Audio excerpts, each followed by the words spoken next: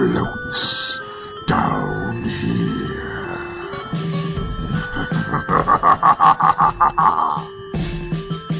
Hi, I'm Melissa, your Stephen King veteran. Hi, I'm Ben, the Stephen King and horror film fanboy. And hello, I'm Luke, your first-time Stephen King reader.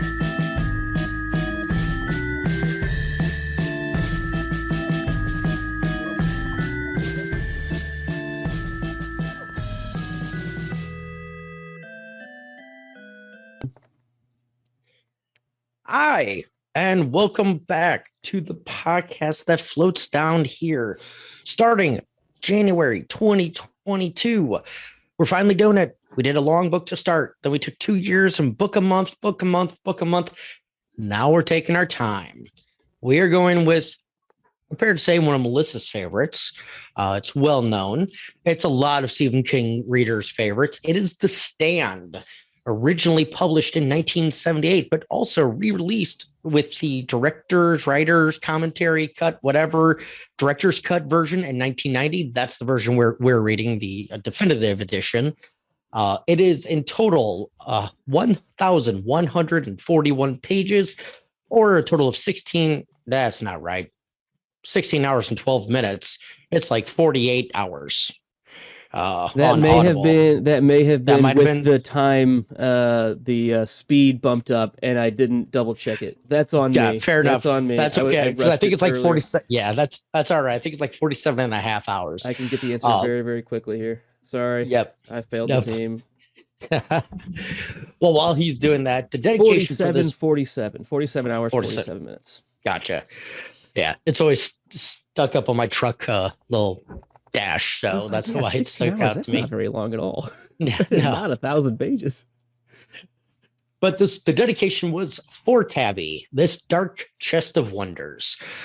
You've already heard from one of our panel members, Luke. How are you doing tonight? I'm doing pretty well, man. I'm feeling good. I'm excited to start a new book at, I'm going to say what I feel like might be a medium pace for what we're used to. We've gone hyper slow. We've gone really fast, a book a month. It's a lot to cover. I feel like hopefully we've struck a good balance on breaking this big book up and actually be able to unpack it. So I'm excited to start this book and talk about it. Agreed. All right. And also joining us is Melissa live from quarantine, as her video says. Hi, friends. I got the Rona. Yeah. I was going to ask Melissa, do you want a beer? One from Mexico, maybe a light. Oh, that's funny. Did you do that like as part of just getting in character for this book? Was this on purpose? Was this character research? Look, I'm not saying that I went method. I'm just saying that it worked out. I will say, Luke and Benji messaged me this weekend. They were like, "Are you okay?" It's like, no, not good. Not good, right? This is my room. I'm obviously not in my recording studio. I have not walked out my bedroom door since Friday. Like, food has been delivered to the door. No one comes in. Nobody is talking to me. And it was like, but we're totally doing the book Monday night. They're like, "Are you going to be okay?" I'm like, it's The Stand. It is the perfect book to be quarantined for, especially the beginning. Are you kidding me? Yes. Also, I'm very bored. So this is like the perfect thing for you to get into. So yes, and then I'm going to sleep for 12 hours because this is going to wear me out. But it's fine. I'm glad you made it. Cheers. Hopefully you feel better soon. I got all my tea. It doesn't have any whiskey in it. Oh, there's some downstairs. I'm not allowed there. Whiskey might help. It might kill off some of the germs. All right. Anyway, so we are, as I said, reading The Stand. We do not have a back cover synopsis because Melissa's back cover doesn't have a synopsis on it, but it's the motherfucking Stand. Most people have either read the book or at least seen the miniseries from 1994 or the new one in 2020.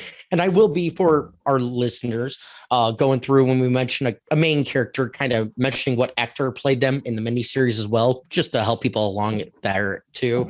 I have both cast lists pulled up to go through that. So with that said, Hey, if you're new here, welcome. We kindly ask that you subscribe. That'd be awesome. We appreciate it. We've had our numbers go up lately, which has been cool. So thank you guys for doing that very much.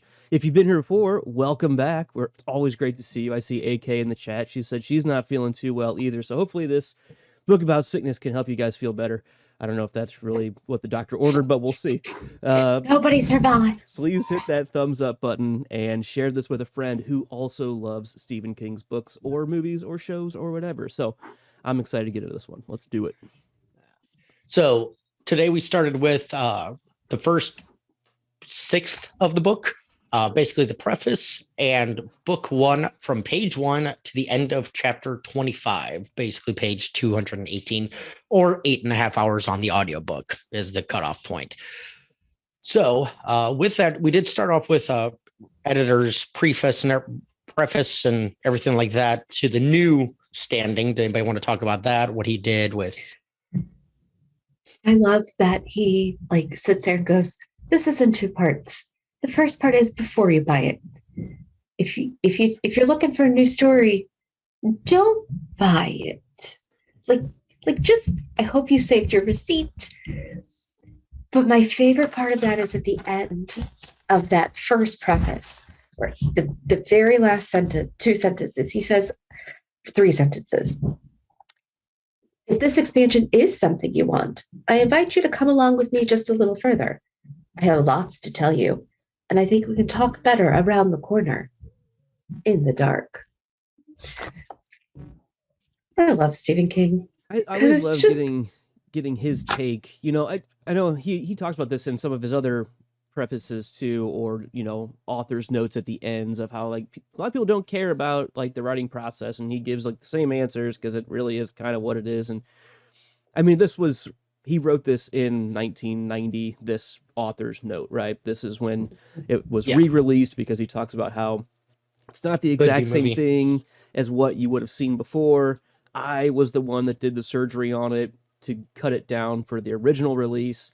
Not every single thing came back, but a lot of things were added back, and it wasn't changing the things. It was more of just adding more things that these characters were actually doing from the original cut that just didn't make it. So I don't know. I love seeing the way his brain works. Any good creator in their field, I just love understanding where they're coming from. And he even calls himself out like, maybe this is self-aggrandizing a little bit, but you know what? Kind of screw it. People have been asking for it, so I'm going to do it. Hopefully it's well received, because I'm curious to see what people will really think. This is what you've been asking for. Like I appreciated him just like laying that on the line to start. I also like it in his notes. He's like, "This isn't my favorite book. My readers, however, a lot of them, it's their favorite. Like a majority of them. I don't get it, but they come up to me and ask me about it. And it's like, okay. And I think I heard that the very first time I listened to this book, and that's kind of set me on my path. I'm like, and I don't dislike this book. Let me say this first and foremost, but it set me on okay, this isn't, in his opinion, his best work. And so I'm not going to think of it as highly. So I think that might have skewed me on it, but it's still enjoyable. Kind of goes in my note though, I'll cut it here, but the big difference, there's differences between the 1978 and 1990. Like you can tell the stuff he threw in to make it more update. Like he mentions Madonna, he mentions rap music, he mentions all this kind of stuff, but then he has like weird random things that you wouldn't find in the late 80s, early 90s. It was stuff from the early to mid 70s that like they're and I can't say specifically what it is, but like there's some stuff where it's just like that would not have been the case in 1990, like very minor, like even like a small town police sheriff's thing, maybe it would have been, but like it just felt very mid 70s, early 70s compared to, that time frame. So like there was just always like a couple of stark differences that kind of took me out of it from time to time. Not bad. It's just something I've noticed, in this first portion. I could agree with that. I wouldn't say that I specifically thought of it that way, but it could almost be, I don't want to call it lazy misses. Like, I don't want to call it that, but it could be skewed that way. Of usually when he's writing for that one time period, all of his pop culture references are so tight. Like it's almost too tight, on all of the specific era things, that there were things that were stretched out in that timeline on those references that seemed a little far-fetched or out of place that I can't, again, I didn't like write them down specifically, but there were a handful that was like, man, I was thinking of it as it was just still 1978 because that's when I know it originally came out, but there's definitely things that were updated that caught my attention. Yeah, like to me, because I read it as 1990. Oh, sorry, Melissa. Go ahead. Oh, I read it as 1990 because that's when it was. But then, like, "Baby, Can You Dig Your Man?" You know, that song, that's very much almost a 60s style, you know, pop hit. You'd never hear that on the pop charts in 1989, 1990 kind of thing. False. Not from a single artist. Backstreet or Boys or New Kids on the Block, sure. Fair. Not from a single artist. That's read my mind. Continue. Yep. So that's all I was saying. Like, but like little things like that, where it's like, okay, this is from the 70s. This is. I think part of the problem, typically when he writes present day, unless he is intentionally past tensing it, like he did for Joyland, right? Or with It, where he had distinct time periods, and so it was very focused. But this had to be surgically reworked. And I think the things that you're finding that feel odd are the things that are structurally necessary for the plot and can't be tweaked with an update. Right. Or it would take a lot more effort to redo a lot of things that would by nature change inherently in the story. I get that. Oh yeah. And I think that's the disconnect. So I'd be really curious for him to do it and update it another 30 years to now with all the technology like that. Yeah. Let's go. I have a project for you. All right. We're ready to start. Right. Yep. Let's go. So we're going to jump into the preface. Luke, you were so kind. I'll let you start on. Yeah. So what I did, I'm going to give this guy a plug because he did a lot of work that we are going to utilize. So John Birmingham, you can find him at medium.com/@John Birmingham. He went through and did a whole The Stand chapter by chapter breakdown. So we are going to kindly use his effort and give him props because it's pretty well done. It starts with the intro to every chapter as well as like a 2-sentence description of what it is. So the preface: Charles Campion gets out of the lab in time to escape with his wife Sally and baby Levon. That's really all that happens. He escapes from the lab and gets out of Dodge, goes AWOL from his military post. Yeah. So this is a good hook chapter. Like, if this is, you don't read any preface, don't know anything about the Stand, but you read this, it's like, okay, what? Okay, now I'm intrigued. What the hell's going on? And I my first note of the whole thing that I had actually written out, can't really blame Campion. You know, alarms are going off. Clocks went red. He looks up and he knows what that means. Red means he's dead. Clocks are red. He's supposed to be locked in. Door's not locked. I'm gone. And just AWOL takes off, you know. I mean, yeah, can you blame him for everything, for pretty much causing all of this, like, that is to come? Sure. But can you blame his mentality? Not at all, you know. Yeah, I agree with that. Yeah, I mean, the self-preservation nature, I mean, I feel like most people would end up doing that. You know, it takes a lot to put yourself in that, where you're not even going to go home and tell your wife when you're the only one that could do it. And later on, we found out he gets pretty lucky in the fact that he's even able to get out. Like, he just happens to choose the right way when he's escaped. We'll come back to that later, but it's still unlikely that he even would have gotten out the way he did. Yeah. Yeah. And as I said, in the miniseries, 94 was Ray McKinnon, 2020 was Curtis Cook Jr. Played that character.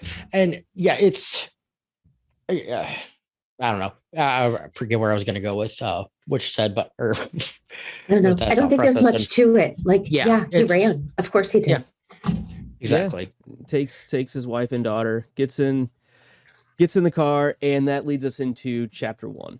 So, Ben, do you want to read this one off for us? Sure. Hampscomb's Texaco, Saturday on number 93, just north of Arnett. Stu Redman and friends are sitting at the local store, bitching about the world.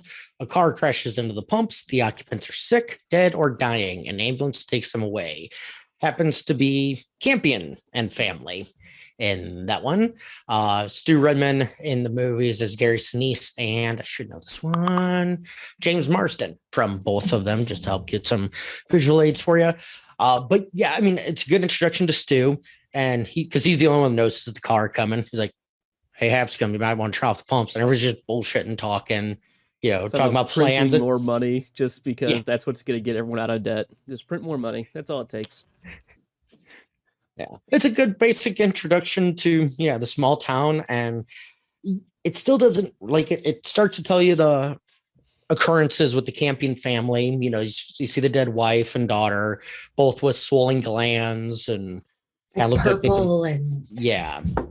Yeah, it's so pretty gross. I like, first of all, can we talk about the fact that we've got another Hapscom? It's close, right? Yeah. Every time it sounded not close. Quite, it's not quite Hanscom, but I've heard Stu was like, Ben. Really? We're reusing names again? But technically this was a character before Ben Hanscom. That's what I'm saying. Like, I feel like it's happened less in the newer books than it did in before it. So I feel like he just used all of the names in it at some point and then went to different names. I'm sure there are ones that crossed over, but I feel like, what did we read right before the Institute? What was, because I don't have my bookshelf behind me. Sorry. You have it there, Benj? I do not. I can get it. Give me a second. Hold on, I'm almost there. The Outsider. The Outsider, I feel like had a little bit more, well, no, because that was still that was part of the trilogy, but that was still. That was the fourth. Sort of. The fourth book in the trilogy. Yeah.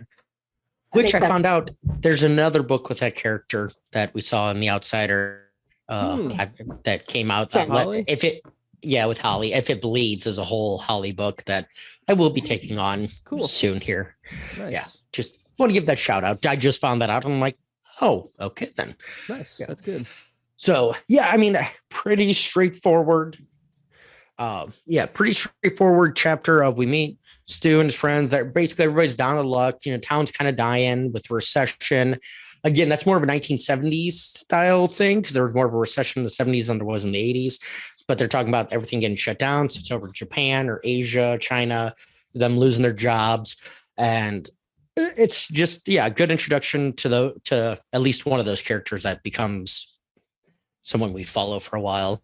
Yeah, and even though some of these guys, this is definitely a poor little town. Businesses have moved out of town. A lot of the guys are out of work, and they're not the brightest bulbs. Like, they're nice guys. Some of them are nicer than others. Some of them we find out more just small town redneck douches. But, they still, one of them's like, what if this is like cholera? What if it's something that spreads? And they're like, that's pretty unlikely. It's more like food poisoning, right? Because they just drove from California, because the California plates. I mean, it turns out they should have listened to that guy. Like, hey, don't just go run up and touch the bodies. Like, you want to help, I get it, but yeah, maybe questionable. Oh, this book is so timely. Right? Right? No comment. All right. We're going to, Melissa, any further thoughts on Arnett? I don't. I feel like they're just a bunch of good old boys who were in the wrong place at the wrong time. And we will continue to see that they continue to be in the wrong place. But I'd almost say they were there yet. They were in the right place at the wrong time, because in any other circumstances, they would want to go help that family because of what just happened. They're there, and that's why they're the good boys. They want to go help those people. It just wrong timing, for the wrong family to help. Stu was pretty awesome getting those pumps turned off in time to not have the explosion. But really, besides that, Nope, that's all I got. All right, chapter 2. There was a long rock pier running out into the Atlantic Ocean from Ogonquit, Maine, Town Beach. So this is Franny Goldsmith. She is pregnant. Her boyfriend is hopeless. She falls over and bites her tongue. Again, I didn't write these summaries, so if you have take... No, actually, I'm glad I didn't have to. Yeah, Oh, I'm just right. glad I didn't have to write these. I hadn't read all of these because I got into the habit when I was pacing them because I haven't read past this part. I'm the only one who hasn't read past this part, but I had to like not focus on what they said because so I do take a little bit of umbrage with that because I don't think he's that hopeless. I'm gonna go ahead and say it. I don't really appreciate the way she treated him in this scene. Same. I don't think it was very good of her to treat him the way she did, personally. Same. And actors playing Franny is Molly Ringwald in 94 and Odessa Young in 2020. Yeah, that goes to like my second note was not a big fan of her because she's had a couple weeks of finding out she's pregnant, processing it, getting it ready, and then she breaks the news to Jimmy and she's like, so what do you think? Jesse, sorry. Jess.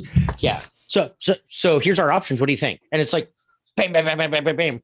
And it's like, oh, okay. I mean, and then she's like, well, you don't have to answer now. Come back to me. And like, just very snarky and snotty. And I get it. She's, growing and deciding she doesn't want to be with him and realizing that and everything. She's also a hormonal ball of pregnant. Give her a break, boys. Fair, but he just literally got this information dumped on him. He gets so blindsided, and she is pretty disrespectful to him, I think, because there's a way, trust me, there's a way this can go that isn't so bad. And if you give the person a chance, just saying, a little familiar, I'm kind of on Jesse's side of like, whoa, like I'm trying to do the right thing here, and you're just like shitting on me any chance you get, like from Jesse's perspective, like she doesn't even give him a chance at all to like want to do the right thing. And she's like, oh, it doesn't matter because it's not going to be up to you no matter what at all. And I don't know. It was just very much her mind was made up, even though she doesn't tell herself that it is. And there's no option for him at all. And I just felt like it was a bit, I mean, I can respect where she's coming from, but still there's a better way of handling it. I can promise you. Okay. I didn't really have a problem with it because at the end of the day, like he has an option to walk away and she doesn't, not really. But he also doesn't have an option to stay.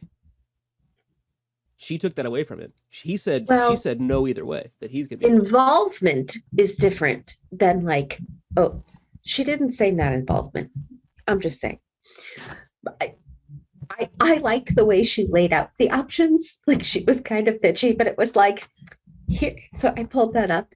And it says, the choices as I see them, we can get married and keep the baby. We can get married, give the baby up, or we don't get married and I keep the baby, or we don't get married and I don't keep the baby, or I could get an abortion. Does that cover everything? Like that's what I got. This is what we can do. I think it's less about scoring points off him, although some of it is. I think. Oh, Mila, we've lost your audio, Melissa. Hang on.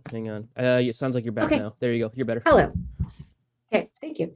I think it's less about like scoring points off him and more about being like, well, matter of fact, like, fuck. Okay, this is what I have. Like, these are my options. And yeah, she's not really letting him have a say in it, but in her situation, I don't know if I would either if it wasn't a guy that I wanted much to do with anymore. I'm not saying that, and it being 30 or really even 40 years ago, right?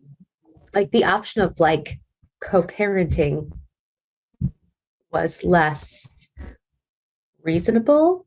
Does that make sense? Yeah, like no, I that wasn't necessarily something that, was just something you thought about as like a normal choice. So I think that's the piece that was missing in her options. Sure. And that's where, I mean, obviously that's what successfully has worked for me in my situation. So I'm relating to it that way, but I do try to keep the own mind of, where she's coming from and where he is too. But it just seemed like she wasn't going to involve him no matter what. I took it that she, and this is still early on. It's maybe I'm jumping to a future chapter where they're talking I think you are jumping one further. When you're going through it multiple times, I went through almost the whole book twice today. Mm-hmm. it blurs together a little bit. But I think we can get all personally- the Jeff stuff out now. That's fine. Yeah, I just personally didn't appreciate how she shat on him. And when we meet another character later that she deals with, it very much felt like she was portraying her mother on him, how she's been treated, which is where I'm coming from. It's a little extra shitty. Not that she doesn't have she doesn't have right to feel feelings. I'm not saying that. She can. But this is also a guy who's, like, everything he said, he was trying to do the right thing. It was pretty bad when he hit her. That wasn't a good move. That was sucked. That was shitty. I mean, for sure. But until that point, she had already, like, not let him had a chance to speak. You know, I wonder, like, if they were given the chance to it not just be like, hey, I've been pregnant for 6 weeks. You know what I mean? Because pregnant is long. That there would be some healing. But this is that initial, like, because it was what 11 days stage. 11 days, I think she something like 3 weeks or something like Good. that. I don't know. Not like, this is still the, like, so there's still time for it to heal, even before she were to have the baby, for just to be a big part of the kid's life if he wants to be. And I think she'd come around to that. There's potential for that, I should say. Sure, that's fair. So all right, I think that's enough on Franny for now. All right, so we're moving on to chapter 3. Norm Brewitt woke up at 10:15 in the morning. Sound of kids fighting outside the bedroom window and country music from the radio in the kitchen. Norm, Hap, and Ralph are all coming down with colds. Hap wonders if it might be something more. Joe Bob is his cousin, who's a sheriff's deputy. We're back in Arnett, Texas.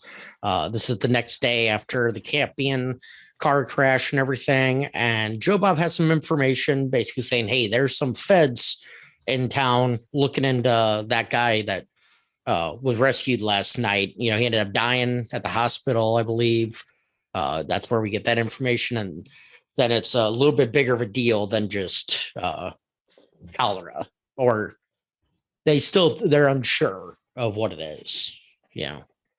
Yeah, it definitely sounds like they were talking about the medical examiner who came in. I guess it's almost like the coroner who came and reviewed the body, and how they were like how Joe Bob was like, yeah, he's a big turd. He's a big turd in a little bowl.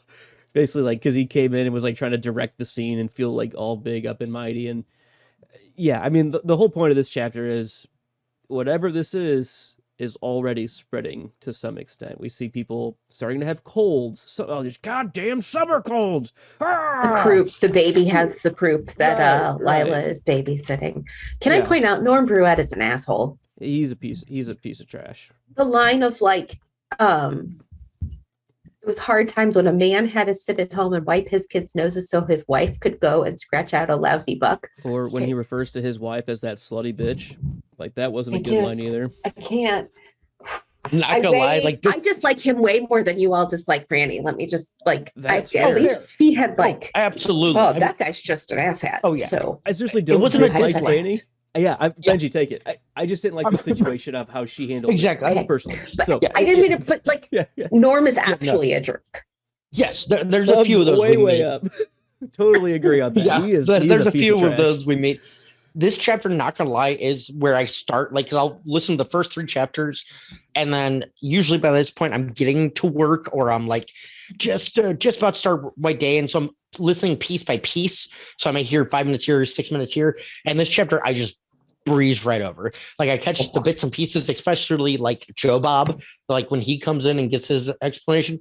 But I don't even listen to Norm, like, because I know he, like, again, it's a character that I know doesn't continue on, so he gets no like credence from me. Like, I don't pay attention to anything from him, which isn't fair. But I as you said, he's not a good character anyway. So it's like, meh. Don't need to waste time on him, in my opinion. Yeah. So, point being, people are getting sick. Yep. Eddie died, or not, sorry, Charles Campion died on the way to the hospital. And yeah, that's kind of it. Norm's a piece of trash. Yep. Chapter 4? It Yep. was an hour past nightfall. Starkey sat alone at a long table, sifting through sheets of yellow flimsy. So this is inside the Project Blue compound. Death is everywhere. Starkey and Creighton try to contain the spread and explain what went wrong. Is this also the chapter that we have the guy's head down in the soup bowl? Like I believe so. Because Starkey can't get over it. Some more brass might come down from Washington and want to look at the dead Nobel Prize winner who is lying 400 feet away under the hot desert, less than a mile away. Oh, hold on, that was not the right part. I will look. There's a lot Cafeteria, of because there were 3 still the man chapters. with his face down in the soup. Yep. Mm-hmm. Yeah. So this one I like the Starkey chapters because I like the how it happened kind of stuff. Me too. And the inside scoop. I like that we're getting this now. It's not like a Walking Dead situation where it's like, oh, what caused the outbreak? Why are there all these zombies and all this shit? No, it's literally, this is why. Mm-hmm. We're going to deal with what happens after, but this is why this happens. This is not a mystery. And I kind of like that fact. I would like to have that more of a story of a mystery, but I'd like, since this isn't the story he's telling, that it's just up front, out of the way, and it's an interesting take on, a virus created in a lab for unknown purposes gets out to the public. Yeah, so I have 2 quick thoughts on this. It very much reminds me of the Institute in the fact that we get the Institute's point of view from things the whole book. I liked that, and this has a feel to that where we're at, I want to say, the culprit point, the thing behind the thing. So I just wanted to point out that it reminds me of that, all these Starkey chapters that we get. It's just the scene of where it started and what's kind of going on. And the other thing is, you just said, this disease or whatever that gets out for, unforeseen reasons. It very much feels like a laboratory that's built around the Pandora's box kind of paradox of, we have these deadly things to study them and just to be able to contain them, to work on them, to figure out antidotes if they would ever get out in there. But guess what? When one gets out and you're not ready for it, right? It's that paradox of do you keep it just to be able to study it and have a breach, or do you just squash it and hopefully it never comes out again? Right? It's you got to pick and choose sometimes. And I'm not sure if this is the chapter or if it's a later one, but there is another reference to a book we all have read from Stephen King where they said, oh, well, I guess we got to get the shop involved now. There is a line where the fire starter. Yeah, the shop they talk about, and I can't. They might be talking about a different shop, like trying to, say the FBI or whatever. But I read it as we gotta get the shop involved, and this is right after or right before Firestarter was written and everything. So it would make sense to get your secret government agency to, try to get containment on this. Yeah. So. I would like to point out that in here it specifically states that the disease has a 99.4% communicability. Nailed it. Nice. Talking is hard. Enunciatorian. I couldn't remember. I knew it was something with a 0.6. If it was 0.6 survival rating or 0.6 remaining. Yeah. It's a 0.6 difference. Yeah. So fair enough. All right. So. I will say, I just want one more quick note on that. We find out that Starkey's son-in-law was the one who was kind of in charge of the program, not necessarily in the one who made this mistake. We kind of get an idea of how they've had these safeguards, and there's only so much you can do until you have, the watch guards watching the watch guards, and it's too much. There's a certain level of safety protocol that you can have that's reasonable, and they felt like they had that. But there still are holes, just by nature. There just has to be at some point. But his son-in-law ends up killing himself, shooting himself in the brain, or through the eye, it says. And he's obviously, I like that they're not just robots in this lab. I mean, he's a real person. He's how am I going to tell my daughter, he didn't make the mistake, but he was in charge of it, so he feels guilty. And, go ahead, live the rest of your life with that. So I like that we get the humanity of the white coats in this one, if that makes sense. It's not just a person getting a job done and they're a name with nothing behind it. They're actual humans. Exactly. So, all right. I think we can move on to New York City. Actually, yes, it does start off in New York. It does. We get a flashback. Larry Underwood pulled around the corner and found a parking space big enough. Larry returns to New York. His success feels like a failure. City is falling apart around him, but not because of the flu. We get a long recap of his overnight success after years of struggle. Wayne Stuckey tells him how it is. He's a chump surrounded by parasites.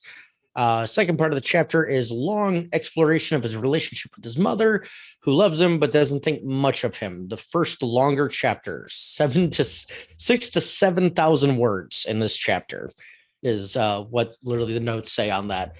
And I'm trying to remember, do we get the speech? And I know I'm jumping way to the end. We get the speech from the mother of what Larry is in this one, or I thought that was the next one when he came to his work. That's much further on. Yeah, that's this we get the speech of the guy on the beach. Yeah, that's the Wayne Stuckey, but we do the part with his mom, which is kind of the second half of this chapter. Yeah. It's more of just getting in, and she knocks on the window and finds him in the car and invites him in. Yeah. But we don't get the whole "she doesn't think much of him" speech yet. Yeah. We just get some kind of. So it's a weird relationship. Yeah. So the first part of it, Larry, after a few years of trying to be a musician and everything, writes a song for Neil Diamond. Neil Diamond doesn't use the song. Larry decides or talked into doing a single for himself. It's a song called Baby, Can You Dig Your Man? As I mentioned earlier, a very 50s, in my opinion, style sounding tune, a bebop, R&B, Motown-ish song from a white gentleman. And it becomes a hit. So he's given $4,000 in 1978. So that's like, what, $12,000? They said 9. It was more than that. It was like 7,500, and then there were a couple signing bonus that he got like $2,000 right away as well. Oh, so I thought he had only got the check for $4,000. The only money he had gotten so far was $4,000. Then he was getting a signing bonus and royalties and stuff. But either way, magnitude doesn't really matter. He ends up spending a lot more than he's gotten, and it's without him realizing it, because he's a dumb. He's 24 years. Yeah, he's 24 years old, never really done anything. And hey, I have this money to burn. And, throws a big old house party on the beach, rents a beach house for a month. That feels kind of 80s. Yeah. All the cocaine and weed and heroin you want. Yeah. So, that's a fair assessment. That could be an 80s reference on that one. That feels very 80s. Larry is not the world's best decider of the things. No, I agree with that. He's not the brightest, but he's a good guy, right? Like he's not insane. He's not very dumb. I couldn't put my finger on what I really thought of him, is what I'll say. He's selfish. He's selfish. He's self-centered. I shouldn't say selfish. He's self-centered. I think that's in the fact that's well maybe said. Immature. Yes. But like a the thing is, like, is. I think I'm supposed to like him because they put a lot of this is how I feel reading this book. And it's been a long time since I finished this book, and I started The Stand probably about a year ago again, and I only got this far, so I didn't get very far, and I got to about this chapter, and I was like, I don't like him. And then I was reading it again this time, and I've read it 3 times now, getting ready for this, and I was like, I think I'm really supposed to like Larry, and I know where the story goes, and I mean, I get that, but currently, I have to really work hard to remind myself that I think I'm supposed to like him. I'm not saying I don't. I'm just saying it's taking effort. Yeah. I'll say, because go ahead, Ben. Sorry.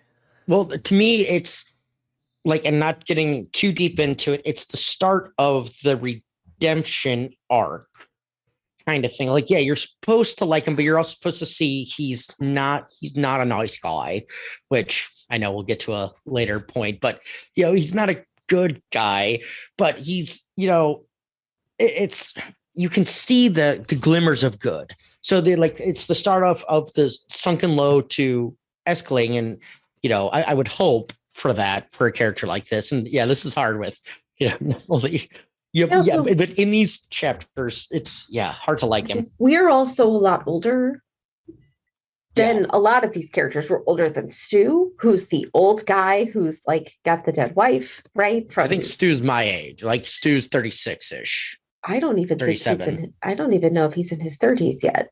I'm pretty sure he was still young, and Franny's only 22, and they're just, I think, young.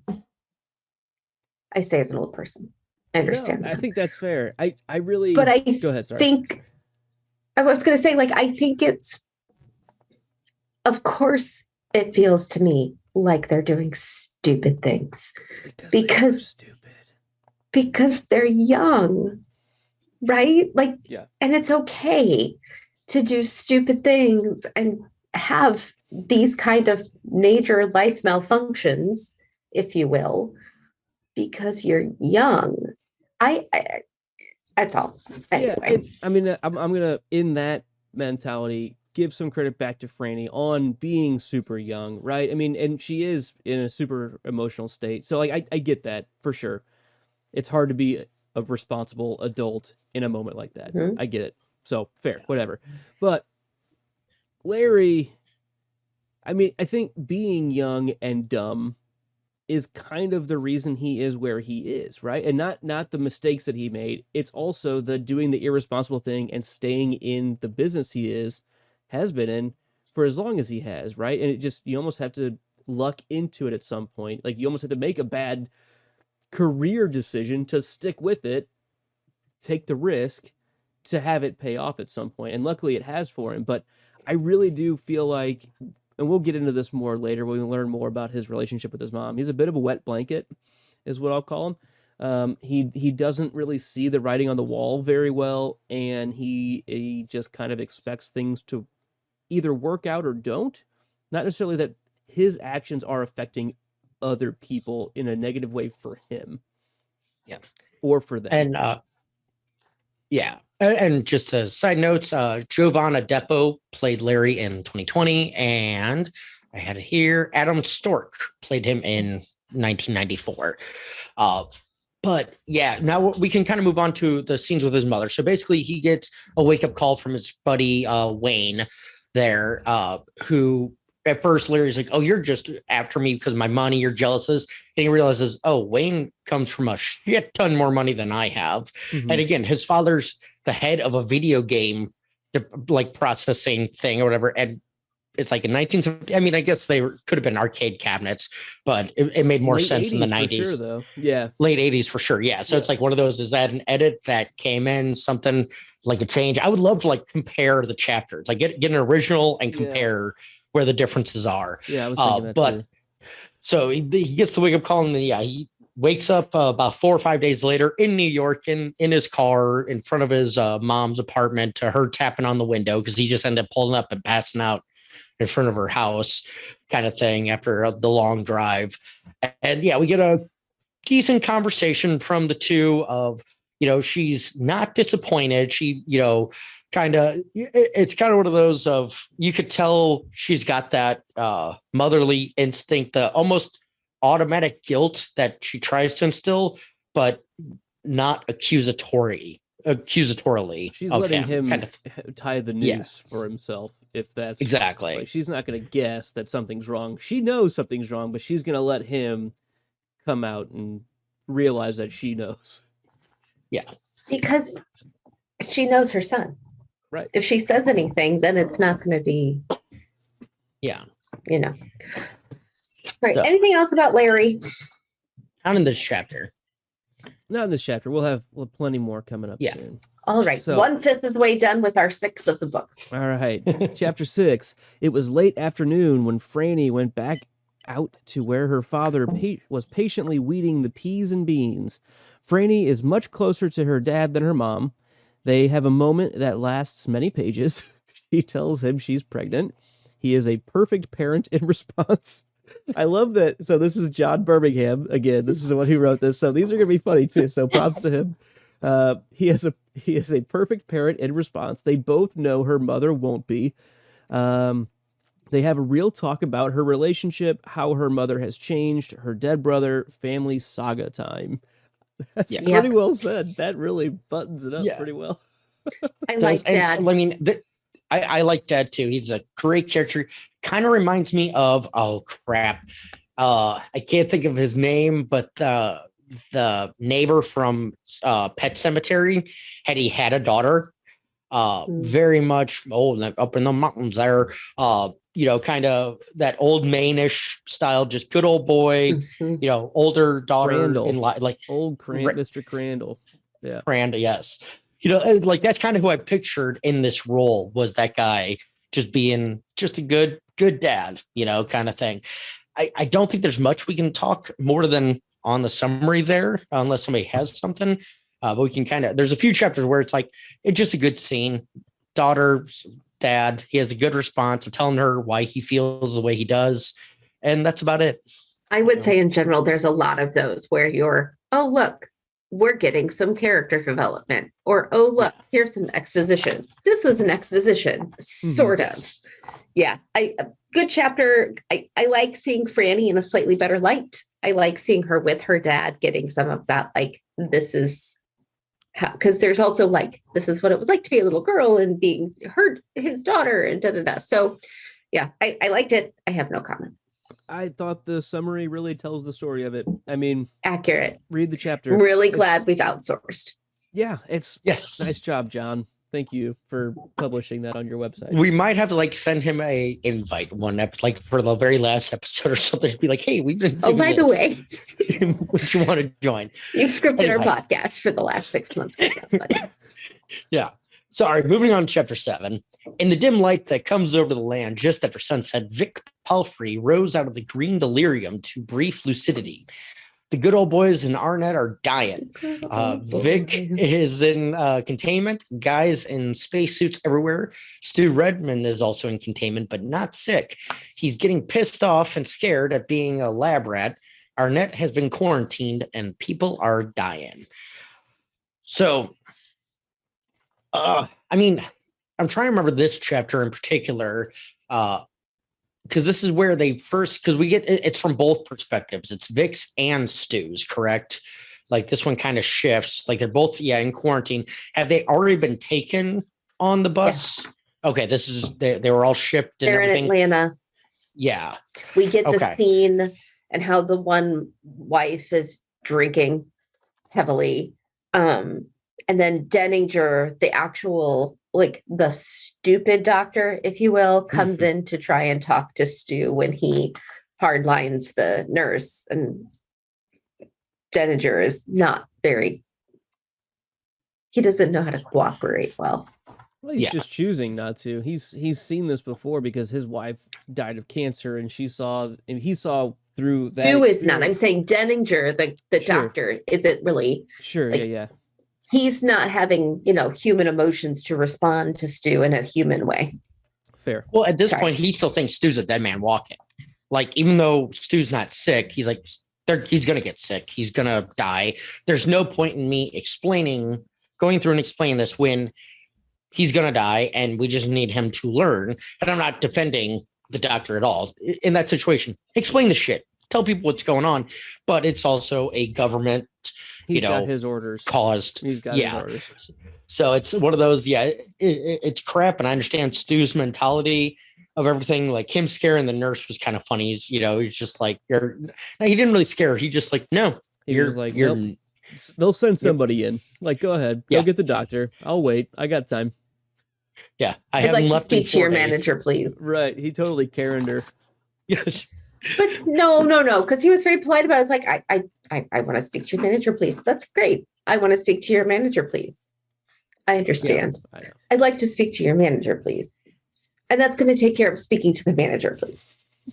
Because he's real, chill about it. It's not like... I really like Stu. Like, I just like his defiance on purpose, like, without being a dick, right? That's the big thing. He is being polite. He's being accommodating to an extent where, okay, you give me something, I'll give you something. But, I mean, at this point, he's just like, no. Like, I got to get something out of this before I let you just keep doing whatever you're doing. Like, come on. this goes both ways, and right now it's not. Yeah. Mhm. So another slight character and story build moment, but not really anything happened in this, just particularly. It was just a good, plot driven or narrative driven kind of, okay. I like that we're seeing all of the healthcare workers in full like hazmat suits. Yeah. Again, it's very similar to Close to home. Yes. All right. Any final thoughts on our time with Stu because they're in Atlanta now, right? He is. Mhm. Yes. So Yeah. all right, chapter 8. On June 18th, 5 hours after he had talked to his cousin Bill Hapscom, Joe Bob Brentwood pulled down a speeder on Texas Highway 40. This is basically a series of vignettes that we follow the spread of infection. And I can't say that I specifically remember like all of these. I was hoping, Melissa, with your book there, you'll have a brief touch on a couple of these. Okay, so there's a couple. There's like the police detective from New York who was taking his family on a trip, and he couldn't wait to get back and be like, "Oh, look, guys, you can't have a good family trip and a road trip." Yeah, and another then like croup case, right? He thinks his son has croup, and he's like, "God damn it!" Like I was ready to like go and brag about my trip to Disneyland. Yep. And then while they're waiting in the office, there's like the doctor's office to get the son checked out. There's a bunch of people in there, including the woman who comes in just to pay her bill. And then she goes and plays bridge. And then she affects everybody at her bridge game. And at the bar afterwards, because she didn't want to go home because her husband was having a poker game there. Is that the same woman? Yes. Her and the bridge mate. Absolutely. Bam. Yes. Okay. Yes. Yep. So they did all of that. And then she goes home, infects her husband and his 5 poker buddies who are there, and this is my favorite part, and her teenage daughter Samantha. Unknown to her parents, Samantha was terribly afraid she had caught a dose of the clap from her boyfriend. As a matter of fact, she had. As a further matter of fact, she had nothing to worry about. Next to what her mother had given her, a good working dose of the clap was every bit as serious as a little eczema of the eyebrows. Yeah, that was a great line. The next day, Samantha would go on to infect everybody at the swimming pool at the YWCA, and so on, is how that chapter ends. I love chapters like this. Yeah. And then there's this one little line in here. Chain letters don't work. Mm-hmm. It's a known fact. The millions of dollars or so you are promised if you'll just send one single dollar to the name at the top of the list, add yours to the bottom, and then send the letter on to 5 friends never arrives. This one, the Captain Trips chain letter, I think that might be the first time we hear it called Captain Trips, works very well. The pyramid was indeed being built, not from the bottom up, but from the tip down. Said tip being the deceased Army security guard named Charles Campion. Yeah. I like straightforward it. chapter. Yeah, I do too. It's that because you see how slowly, not even slowly, how quickly it just will spread and how easily, and like you said, 99.4 and I think compatibility. Like, if we had read this book instead of doing it back in 2018, oh, that would have been really bizarre. Like if we had read this book first, it'd have been an interesting thing. The fact is, we've lived through this. Exactly this idea of we can shut down, and if we can lock down it, we can quarantine it, no, you can't because like there are gonna be holes, there are gonna be leaks, it's gonna get through. I mean, not that what we're living through now is great, because there's hundreds of thousands of people dying, but it's not 99.4%. Yeah. And you know what I mean? Like, so I just, at least this come in my room. Someone's breaking. That's a brave soul. That's a brave soul. You're breaking the secure door. I'm sorry. It was very weird. It's a steel door. That's what you're breaking the fourth wall. That's what Stu was dealing with. He's like, what kind of hospital has a steel door? That's later. We're not there yet. No, that was last chapter. I just feel like this was Stu's first chapter. Yeah, this is so much more relevant That's my school word. Yeah. Relevant. I'll be honest, with what we're going through right now, because I read The Stand in 2019 after we got done with it. I had it on, downloaded, and I was like, you know what, I'm going to listen to it. And it was like, oh, okay, interesting. And then we went through what we went through, and I was like, oh, at least this first part sounds very familiar to what we're doing. And then I watched another movie from 2012 called Contagion. And it's quite literally both of those together, Stand and Contagion, is what we're going through. It's like pick one from the other, very similar stuff. We're going to move on to chapter 9 of The Stand here. This is, I'll just read the summary that we have. They set on him sometime after dusk while he was walking up the shoulder of Route 27.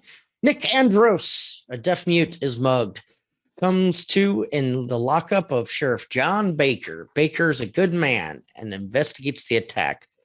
I like Nick. I like Sheriff John. I like this chapter a lot, even though it's Nick getting the crap kicked out of him.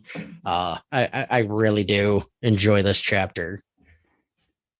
Yeah, I enjoy both of these characters quite a bit. I mean, it's unfortunate that, Nick's life has already been tough enough, and then he gets roughed up for just being different. But, I think he's a pretty good dude, and he has certainly worked through the difficulties his life has dealt him quite admirably. I think Nick Andros is a stellar This is not character. the chapter that talks about that, but yes. I like Doc Soames, who likes, not that we've met him yet, but he says Doc Soames stitched you up and left you some pills. And then they find out that the guys who beat him up is, the sheriff's brother-in-law. Yep. And then you do have a Victor Hogan. So no relation. Vince Hogan. Vince Hogan. Vince. I knew it was a V. Yeah. Vince Hogan, no relation. So I like this one because it's John, who is a small town sheriff who a lot of times get bad raps for being good old boys, don't care. They're not. And he even does kind of shit cannon the assault a little bit. He kind of tries. He's like, here's the thing. Nothing's going to happen. You're not going to get your money back. We can do it, or you can just kind of move on about your way and, save me the headache kind of thing. And Nick's like, let's do it. And John's like, all right, fine. He doesn't, he's not is he trying to be a little lazy? Sure. But in that mindset, because he knows the way the system works down there, he knows what's probably going to happen. But he's like, fuck it. I don't care. I'll go for it. And I like that. I like that it doesn't take him long to figure out what's going on with Nick too, because a lot of people like Ray, like Vince, don't even have time to try to get to know him. It's just, he's just a deaf dummy. He's just a dummy. It's like, yeah, there's more to him. And John takes the time with that. Mm-hmm. Yep. No, I like both of those characters quite a bit. Great introduction to both of them for sure. Yeah. Chapter 10. Larry woke up with a hangover. That's how the chapter starts. Up to his old tricks, this time an oral hygienist. That doesn't work out. Pretty ugly scene. You ain't no nice guy. You ain't no nice guy. I just have to give you the best line in this whole chapter, which was oral hygienist. Was that it? Larry didn't know how much she knew about hygiene, but she was great at oral. Oral. Excellent line. Yes, this is to continue on with what we're talking about of how we were saying we don't know if Larry's a good guy because he ain't no nice guy. I mean, you get it. You go out you go out partying, get your fun at whatever, and he's not being a dick to her. He's not, not being. Yeah, I agree with you. But at the same point, it's a little on the, he played up the role of, hey, this and this and this, got her hopes up, and then he just burns out. So it's a one night thing. It's not like they've been dating for 3 weeks. I understand. I don't know. She overreacted. He's a rock star. It very much got me the feeling from the first chapter of Dr. Sleep. I definitely get that. I definitely had a similar feel to that for sure. Like that kind of wake up in an unfamiliar situation. A lot less kind sketchy, of thing. In my opinion, than a lot less sketchy. Yeah, I mean, she was making them kippers and mash. She was, she was a nice oral hygienist who making them kippers and mash and all that. And no, I don't blame Hapo. I don't blame, Larry for acting the way he does, but it also kind of goes to his character where you're like, okay, just one and done, cut and run kind of thing. And I don't blame the guy, but I could see how it could negatively affect his, perceived persons. From one person. Yeah. He's a rock It's still star funny. He's a rock It's also star still now. a funny scene. Like, honestly, I think this is more put in for comic relief over. I would agree with that. It's also a bit of character building to see that, like, he's becoming pretty famous. Like, he basically just had to say, like, hey, I'm this guy with the song on the radio, and she was all over him. They went and bought 12 copies of the record at the record shop. I mean, it's I think it's kind of showing that as well. He ends up getting hit with a flying spatula. As you do, and I love that line where he's like, normally, the flight path of a flying spatula would almost always miss it, but this is the one time that proved the rule wrong. Right on target. So he gets cutting him a bit too. He gets this cut on his forehead. He's in the new Harry Potter. But he gets down to, I guess, the original Harry Potter, because this was before that. But so he goes down, gets in a cab, drives down to Manhattan, downtown, to where his mom works in the chemical something plant or building, and basically visits her at work. And she is kind of like, oh, what, did someone mistake you for a fried egg? You didn't even try to call me last night, all this stuff, and guilts him. And then they have a bit of a conversation here. This is where they kind of open up to each other a little bit, right? I think this Luke kind of froze. I froze. You're freezing, so just pause. Ooh, you guys are freezing. Let's make sure stream is. Yeah. Wait, you kind of you froze entirely. Okay. Well, you're not frozen on mine, and the stream's going from my side. Can you hear me? Nope, that's fine. We're you're good. Okay, you're good. I was saying you froze, so. This is going so well. Yeah, we're into chapter. We are into chapter 11 now here too. I don't know if it's my internet or what, but we'll keep going. Yeah, so could be, but yeah. So just want to give a preface. This is in chapter 11 because right after Larry leaves the Bronx, there after he gets hit with the spatula, he goes right into chapter 11, which is him going to his mother's work. So continue on with what you were saying, Luke. Yeah, so he goes down and meets her at work, and they kind of have a conversation between each other, and he's basically just talking about how he's making this money soon. He gets some information that he actually is going to get some of his money again, and she gives him $15 to go to a movie, but she calls him a taker in this. And this is the one part that kind of hit me, and it's not that I can relate to Larry entirely, but like at the same point when your mom just calls you out on your bullshit, she's like, you're not a bad kid. The bad would have came out of you when we were living in the shitholes and all that. You're just a taker. People give and give and give, and you just take. And it's like, for your mom to call you out on your bullshit like that, it's got to hit hard, especially just after having a morning like that where you in your head, oh yeah, I'm a nice guy. I'm a good guy. Yeah, I'll have my fun, this and that. And then the chick calls you, oh, you're no nice guy. And then your mom comes out and calls you a taker and everything. It's like piling shit upon shit in your soul, like in your personality. And you're like, fuck, it hits hard. And so, I mean, this is where I start to get a little sympathetic for Larry, because he was realizing he might not be such a nice guy. See, I don't know if I buy it. I don't know if I buy that he's not a nice guy. I don't know if I buy their take on him. I just don't know if, this is going to sound terrible, I don't know if I've ever said this about a Stephen King character development before. I don't know if Stephen King has done enough for me to prove to me that Larry is fitting what all those people say about him. I'm not saying he is a good guy or isn't a good guy.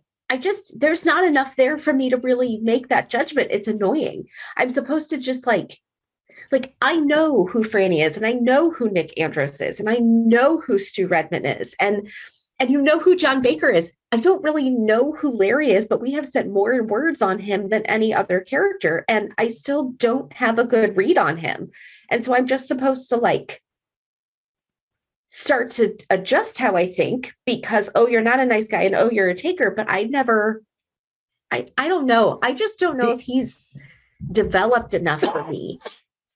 And I think early on, no, I get that. Because I think early on, that's what King was trying to go for in showing you the the party lifestyle, the musician, because first of all, musicians typically are selfish. They're the artist. So it's not selfish, but it's in that self-centered mode. It's in that he doesn't come off as self-centered or like I mean, to be a, I don't know. It's just not enough. I don't know. I don't disagree with you. Like, I guess I'm inferring and I'm picking up on what Steve is putting middle down. ground here. Am I pulling a middle ground? I mean, I don't know. Or maybe I like my idea is only half formed. I'm undecided personally on where from what That's we what I have mean. at this point, it's hard to say because we're relying on other people's take on him. And maybe he's really ignorant about himself. And that may be where he's confused now because he isn't processing.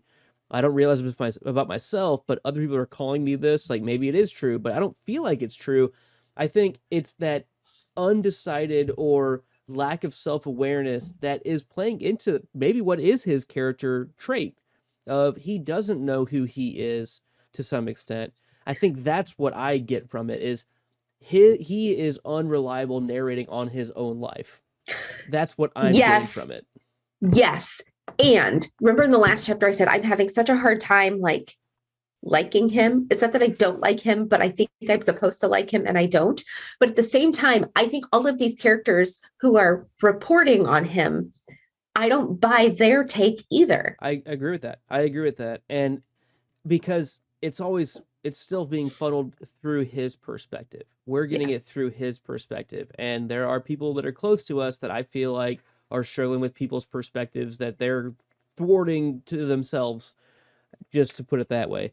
So that's the mentality that I'm taking towards it of it's his self-awareness is what's in question to me.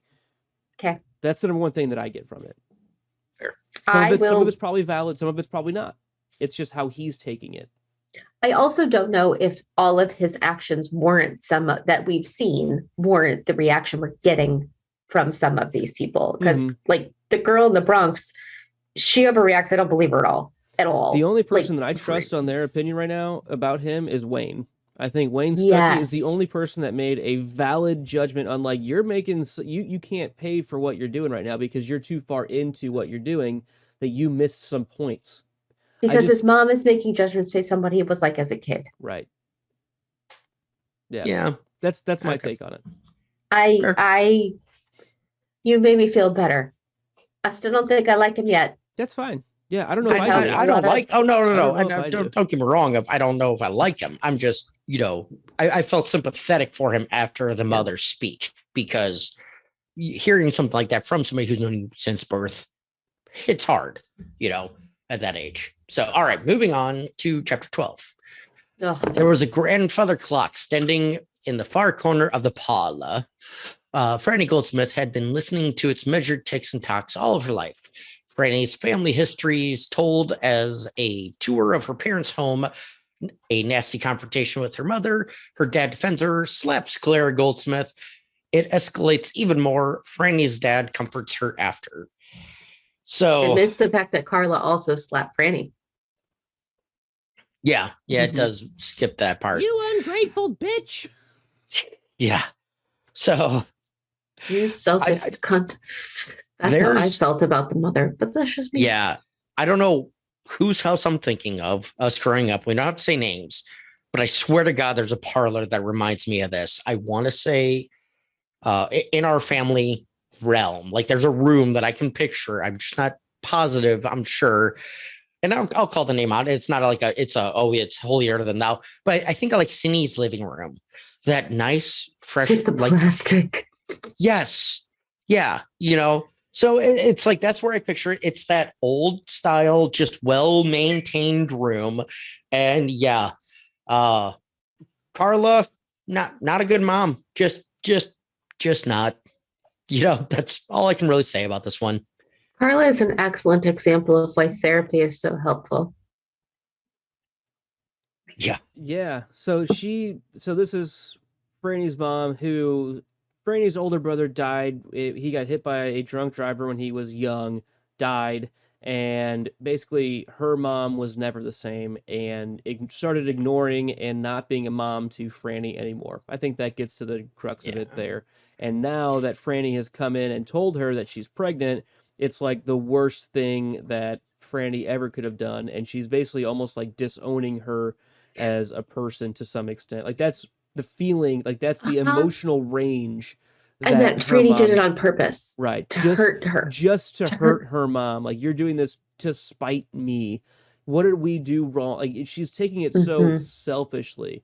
And yes, it's that the mother's perspective is always about the mother. It is always about me and how it impacts me and how it's about me and how it reflects on me and the perception of our family to all the women, which is really about me. Society thing, which is the effort that I've put in. And yeah, she's pretty awful. And her dad comes in and defends her because the mom, Carla, tries to use the line, "Oh, this is going to break your father's heart," when he hears about this. And obviously, don't feel broken. Yeah, it doesn't feel broken. Obviously, he learned about this a couple chapters ago, which Carla didn't know because her life isn't in chapters, but we knew that. And he comes in and he goes, "No, you're calling her selfish. That's what you've been doing for years. You've been the selfish one, and this is you're still being selfish about this now."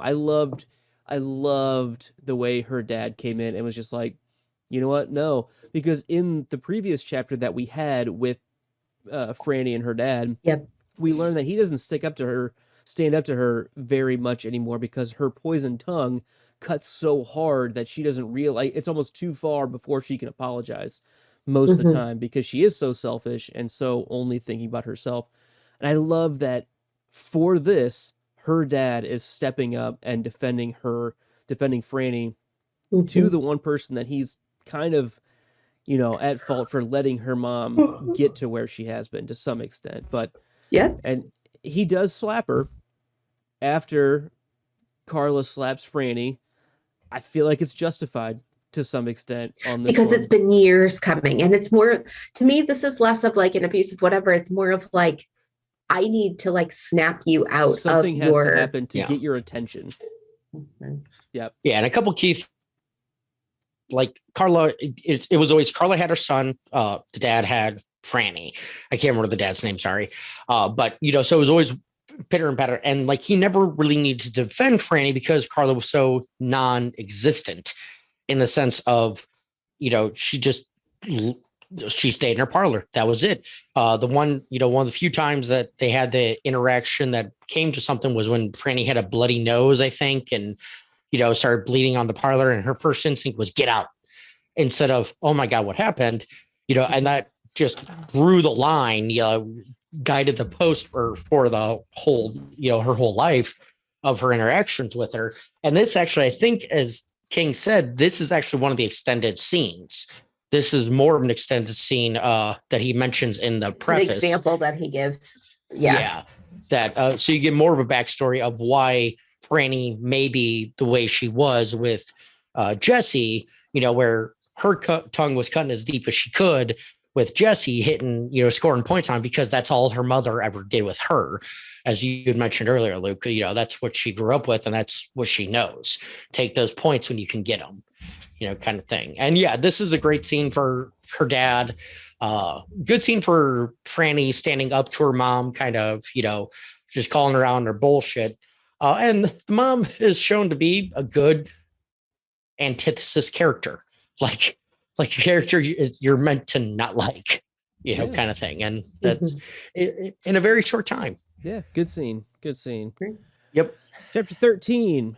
The red light went on. The pump hissed. The door opened. So Stu Redman finally gets some answers. He's immune. His friends are dead. He trolls Dietz by coughing when he doesn't get the information he wants. He has his first dream of Mother Abigail and the Dark Man. So, okay, I don't want to jump to the end. Did he actually see a woman in the dream, or was it just an area? It's referenced, It, but it's is definitely it not okay? called Mother Abigail. Maybe he does say Okay. that. It sounds No. familiar to me, but I don't think so. He No. definitely mentions the Dark Man, though. He says, "Not the Yeah. Dark Man again." Yeah. He was standing on the country road in the corn. He hears the acoustic guitar playing. And there was a sign and he couldn't read it. So no, not yet. He's just standing in corn. Yeah. But As you So do. pretty yeah, good scene as you for do. Stu. I liked his interaction with Dietz, where he finally starts getting some information. You know, they realize that he's going to play hardball a little bit because, yeah, I mean, it's a tough spot that Stu is in, and he basically is like, you know what, you can send the biggest, baddest guys you want in here. I'm going to do whatever I can to at least put a hole in one of theirs, you know, and you know they think that he's immune. And then that might have been the last time we saw Stu that he did that one where he was playing hardball with the other guy with Denizen or whatever his name was. But with Deeds, he's like, yeah, okay, great, I'm immune. Tell me something. And he goes, I can't. And so he starts coughing to like show that, oh, maybe I'm not. And you know, Deeds just fucking freaks out, right? And he's like, starts running to the door. And he's like, that's okay. I'm just kidding with you. He's like, why would you do that? He goes, that's classified. Like, fuck you. Yeah, it was good. Like as he puts it, it's a good troll moment. Dietz is in there, not in a suit. He's just wearing a nose filter by this point. So it's basically our current day version of a mask, you know, or whatever, just kind of just in case kind of thing, you know. And it's a good scene. It's a funny redemption scene, but it does give a little information without giving Stu information in the sense of, because Stu's guessing. He's like, I guess all people from Arnett are dead. That's classified. Well, okay, that's guaranteed. But then when he asks you a question that can be answered, he's like, okay, so what about the little girl? Well, that's classified. Well, fuck her. You know, I know what, you know, you're telling me now. And you get those little instances of, you know, truth coming out without saying a word. Kind of thing. And I like the writing in that chapter. Melissa, anything on that one? No. Okay. All right. So that. Yeah. No, we're good. So that one kind of folds right into 14. Dietz sat alone in his office cubicle, tie pulled down, collar button undone. He dictates a report on Stu, giving us an outsider's take on one of the main narrators. He briefs his bosses on the risk of research effort. It's not going well. He gives us some information about the super flu. Excuse me. So I think this is where they also say, I could be wrong, this might be a little later, but they actually injected Stu with the virus and it killed the virus off. You know, that might be later. Yeah, that might be in the last Starkey one or Dietz one, but I'm pretty sure that's the only Dietz one. Either way, I think that's this one. I'm looking. So we get that in the chapter before we had learned about the guinea pig that was basically breathing Stu's air. He was living through, and he calls him. They call him Prince in this one because I guess he's Prince Charming, or I don't know, but they don't really explain that. But it's good insight into. They're all code names. Well, yeah, I know. I would just try and figure out why this one would be Prince, you know, or who's king, you know, if you have something like that. So, but yeah, he basically just give him the story of what he's found out. And he also says, oh yeah, he tried to play a game with me, or kind of something hinting to him. He's like, I wasn't too worried, you know, or tries to play it off. He put me in his shoes, and I can understand where he's coming from. You know, I was mad at the time, but now I can understand that he was just doing what he could to put me in his shoes. I really liked that line for sure, because Dietz is kind of showing some respect for Stu, and he's like, yeah, he's playing hardball, but like, I can't really fault the guy. We just got to keep doing what we're doing as much as we can. But yeah, I mean, he's going to be difficult to work with. He does say in here that one of our two clean subjects is no longer clean. The other is a 30-year-old redneck who seems to be as healthy as I am. Denninger has done about 30 million tests on him and has succeeded in isolating only 4 abnormalities. And I think this is important. Redman has appeared to have a great many moles on his body. He has a slight hypertensive condition, too slight to medicate right now. He develops a mild tic under his left eye when he's under stress, and Denninger says he dreams a great deal more than average, almost all night, every night. They got that from the standard EEG series they ran right before he went on strike. And that's it. That those are the only things that are making him stand out from all of the other people who did get it.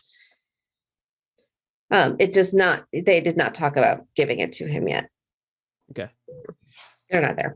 Okay. All right. So I think that's interesting that they are trying to isolate some possible reasons. And they basically, right when Dietz comes in, he goes, "So yeah, you don't have it, right?" And so he's like, "So I can go?" And they're like, "No, because we need to figure out why you don't have it, right?" And so that's what those tests are trying to do. They're trying to figure out what makes him different than the 99.4% of people who are communicable but have no chance of developing antibodies or whatever it is. So they're keeping him now as like the guinea pig to figure out what he has that others don't. So chapter 15, it was 2 minutes to midnight. Iron Maiden. Patty Greer, the nurse who had been trying to take Stu's blood pressure when he went on strike, was leafing through McCall's at the nurse's station. Patty sneezes. She infects her coworkers. Very short chapter. So this is a new breach of protocol that she kind of screws up. She sneezes, doesn't report it, and ends up passing it along to coworkers without them realizing it. That also feels very familiar. Yeah. As I stay from quarantine. Hope everyone's wearing their mask as they're in the live chat here. That'd be. I know. As I subbed all last week at the high school because we were so short on, you know what I mean? Like I'm sure I picked it up somewhere that, because you're just randomly doing whatever, but you can't contain it. You can't contain it. Except in my room where nobody's allowed in my door. I don't really have much more on Patty Greer though, but me neither. We've got a new 16. breach. Got a new breach.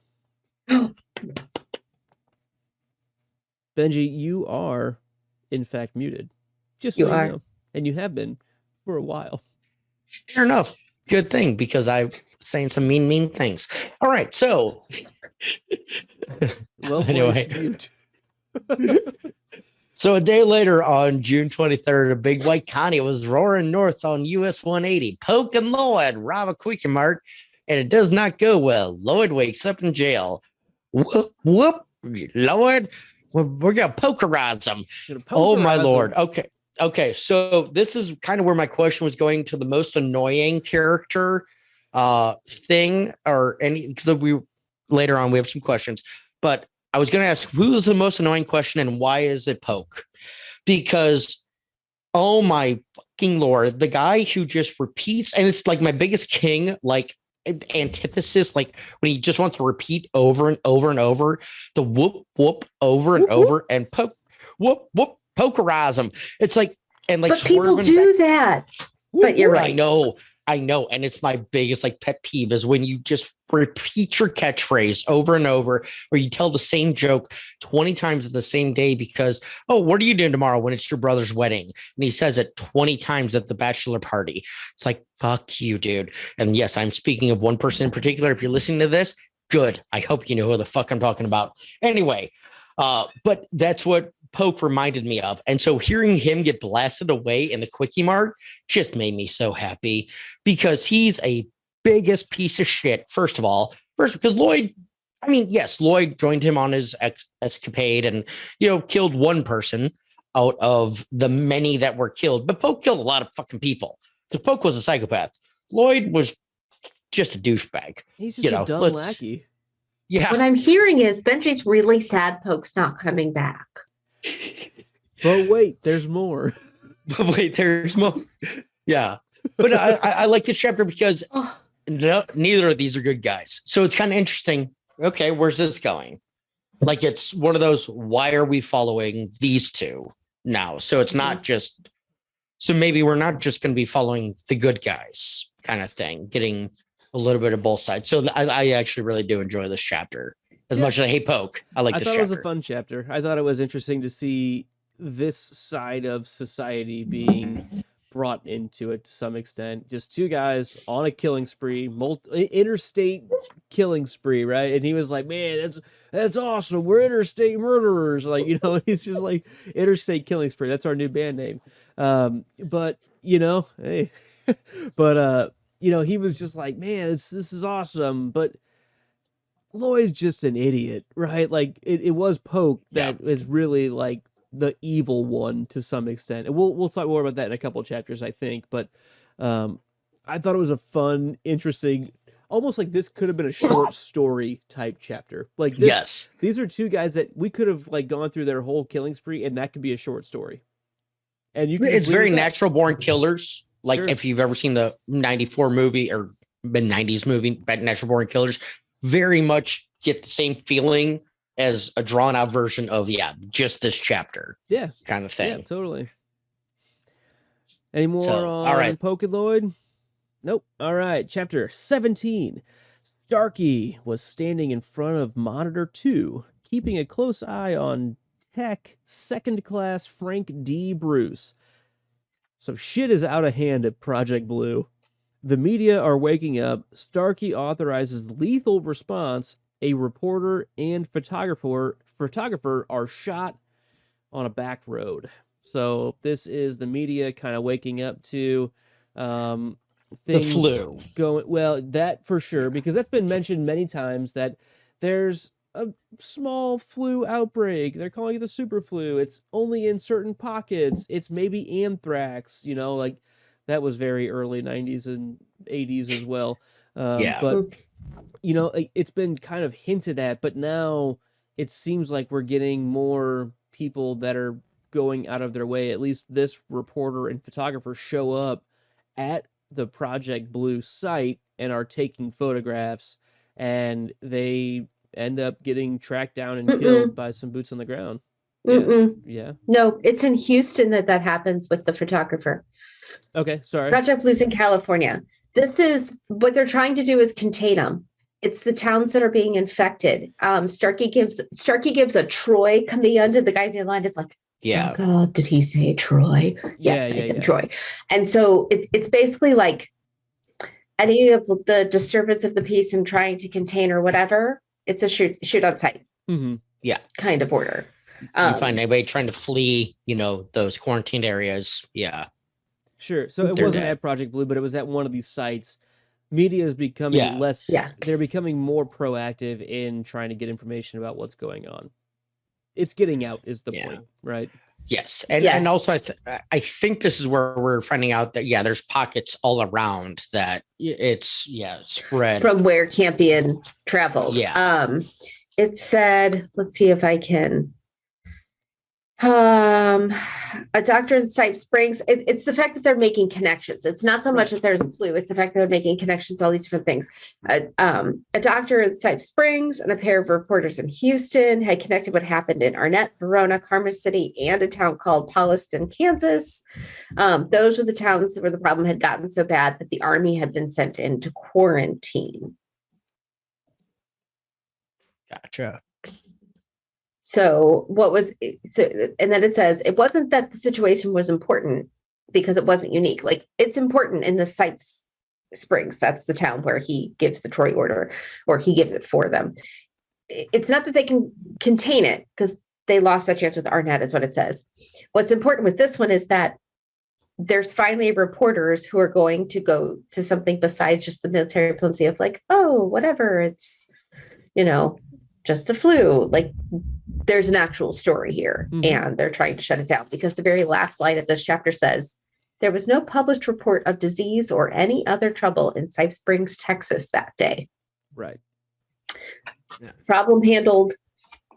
That one teeny tiny pit was handled. Check. Yeah, it's basically Project Blue trying to contain the information game because the media is connecting the dots. That's what's going on. All right. So, all right, chapter 18. Nick opened the door between Sheriff Baker's office and the jail cells, and they started razzing him right off. Sheriff Baker has arrested Nick's attackers. They're all in the same jailhouse. Nick has dinner with Baker and his wife. She has a cold. We learn Nick is smart. He communicates via written notes. He writes his life story for Baker. They get to know each other by working together. Dr. Somas examines Nick's injuries. Baker has caught his wife's cold. He goes home. Nick is in charge of the jailhouse. Baker doesn't show up the next day. Nick needs to feed the prisoners. Runs into Somas, who tells him the Sheriff Baker is dead. A dozen people in town have died of this flu. The town is cut off. This is a breakout chapter. And Captain Trips is off the leash now, gathering pace. I think that's a little more side note-ish kind of stuff. So, again, another good Nick chapter. Nick chapters are kind of my favorite right now. They're a fun one. Oh, and by the way, Nick in the 1994 series is played by Rob Lowe, none other than Rob Lowe. And in the 2020 series, I enjoy Rob Lowe too. Henry Zaga is the 2020 series Nick. But so we do get the life story of Nick. That's kind of the main key part of this chunk, I think. I agree. It's who he is. Exactly. So obviously born a deaf mute, his mother taught him basically 4 words: Nick, Andros, and then he learned 2 other words. Fuck you. Like, and then I don't know if that's all she taught him, but that's all he remembered because then she died. That's all he. Yes, that's what I'm saying. Like, she taught him Nick Andros. Like, he knew that from her, but she couldn't figure out how to teach him anything. He learned "fuck you" from reading on a wall. I believe that's what he said, like, or something along those lines. Right. And so, but then he goes to an orphanage, a home for, orphan kids, so an orphanage, and meets another deaf mute who starts to train him how to read and write and learn. And not going to lie, I have a son who has a little bit of a learning disability and everything, and it's tough teaching him certain things, but he at least has vocal abilities. He at least has hearing abilities. And like, I know how frustrated I get doing that. I could only imagine how hard it would have been, how hard it is just in general to teach a child like that. And so just gives me, hope and just good feelings that there are people in the world that actually do that, because it needs to be done and it should be done. I just don't know how I could, I don't think I could ever do it unless I was put absolutely in a position and I was forced to. And trained. So yes, I have to go through classes myself to do it, to train a child that way. So just shout outs to that guy. And I can't remember his name. I think it's Rudy. That sounds right. Yeah. But he was also deaf mute, so it was maybe a little easier for him to teach, mindset of it. But so yeah, we get the one, we find out Sheriff Baker's dead, which sucks. It's like, damn it, he was a good guy, and his wife's also still has a cold. And it's like, okay, we know where this is going. We have a good feeling about where this is going. Or does she have just croup? Sucks. She might have croup. She might have croup. She might have SARS. Who knows? SARS wouldn't be a thing for 30 years, but she might have SARS. But so it's a good chapter. I do enjoy this chapter, but mostly for the backstory of Nick and just getting his firsthand experience. Yeah. I also like that we get the actual list of symptoms, the full list of everything. So Dr. Soames, who's also not doing well, but is at least trying to travel to all his people, he said, the symptoms are very common: chills, fever, headache, weakness, and general debilitation, loss of appetite, painful urination, swelling of the glands, progressing from minor to acute, swelling in the armpits and in the groin, respiratory weakness and failure. They are the symptoms of the common cold, of influenza, of pneumonia. We can cure all of these things, but not this. It comes on the patient quickly or slowly. It doesn't seem to matter. Nothing helps.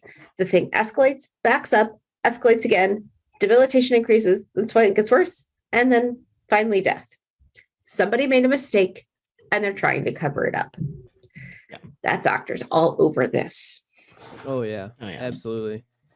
Oh, we should say this is in Arkansas. This is Shinoa or Shoyo. Show you. Shoyo, Arkansas, because I don't think it was Shoyo. mentioned in the first Nick chapter where we were. No, it was because he goes, I'm saying in our summary. We I'm didn't saying talk in our about it. summary. We didn't talk. Yeah, correct.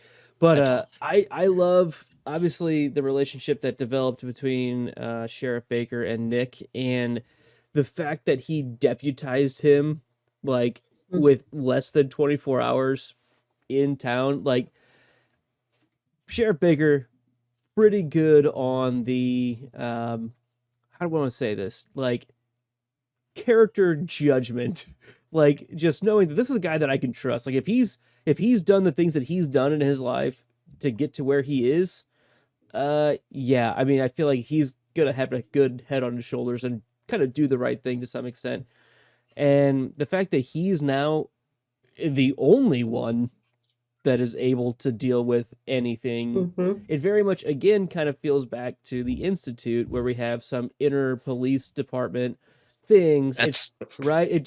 This was another one of those scenes that just automatically was like, man, I feel like we're back with Luke in the police department in Georgia. And right? Sheriff is like, or I even was just try- at the beginning with Sheriff like judging Tim.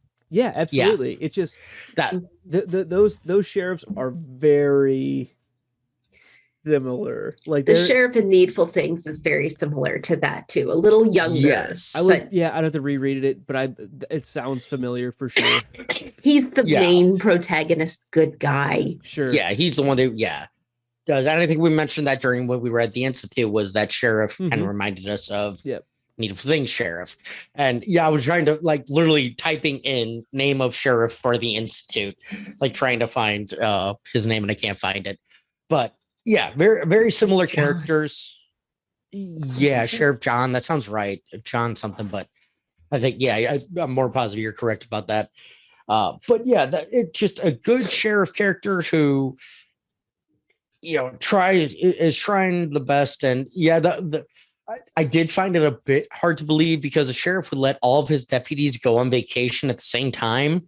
You're not going to have a business or, an agency that does that, kind of, because I know one guy was out of town on his honeymoon and another one was like out sick or something, but you're still not going to be the only guy in the area. I mean, unless you have county kind of help but you're the county, you're the sheriff, unless you have state help kind of thing. But it's just one of those weird slight plot holes that's like, okay, that's fine.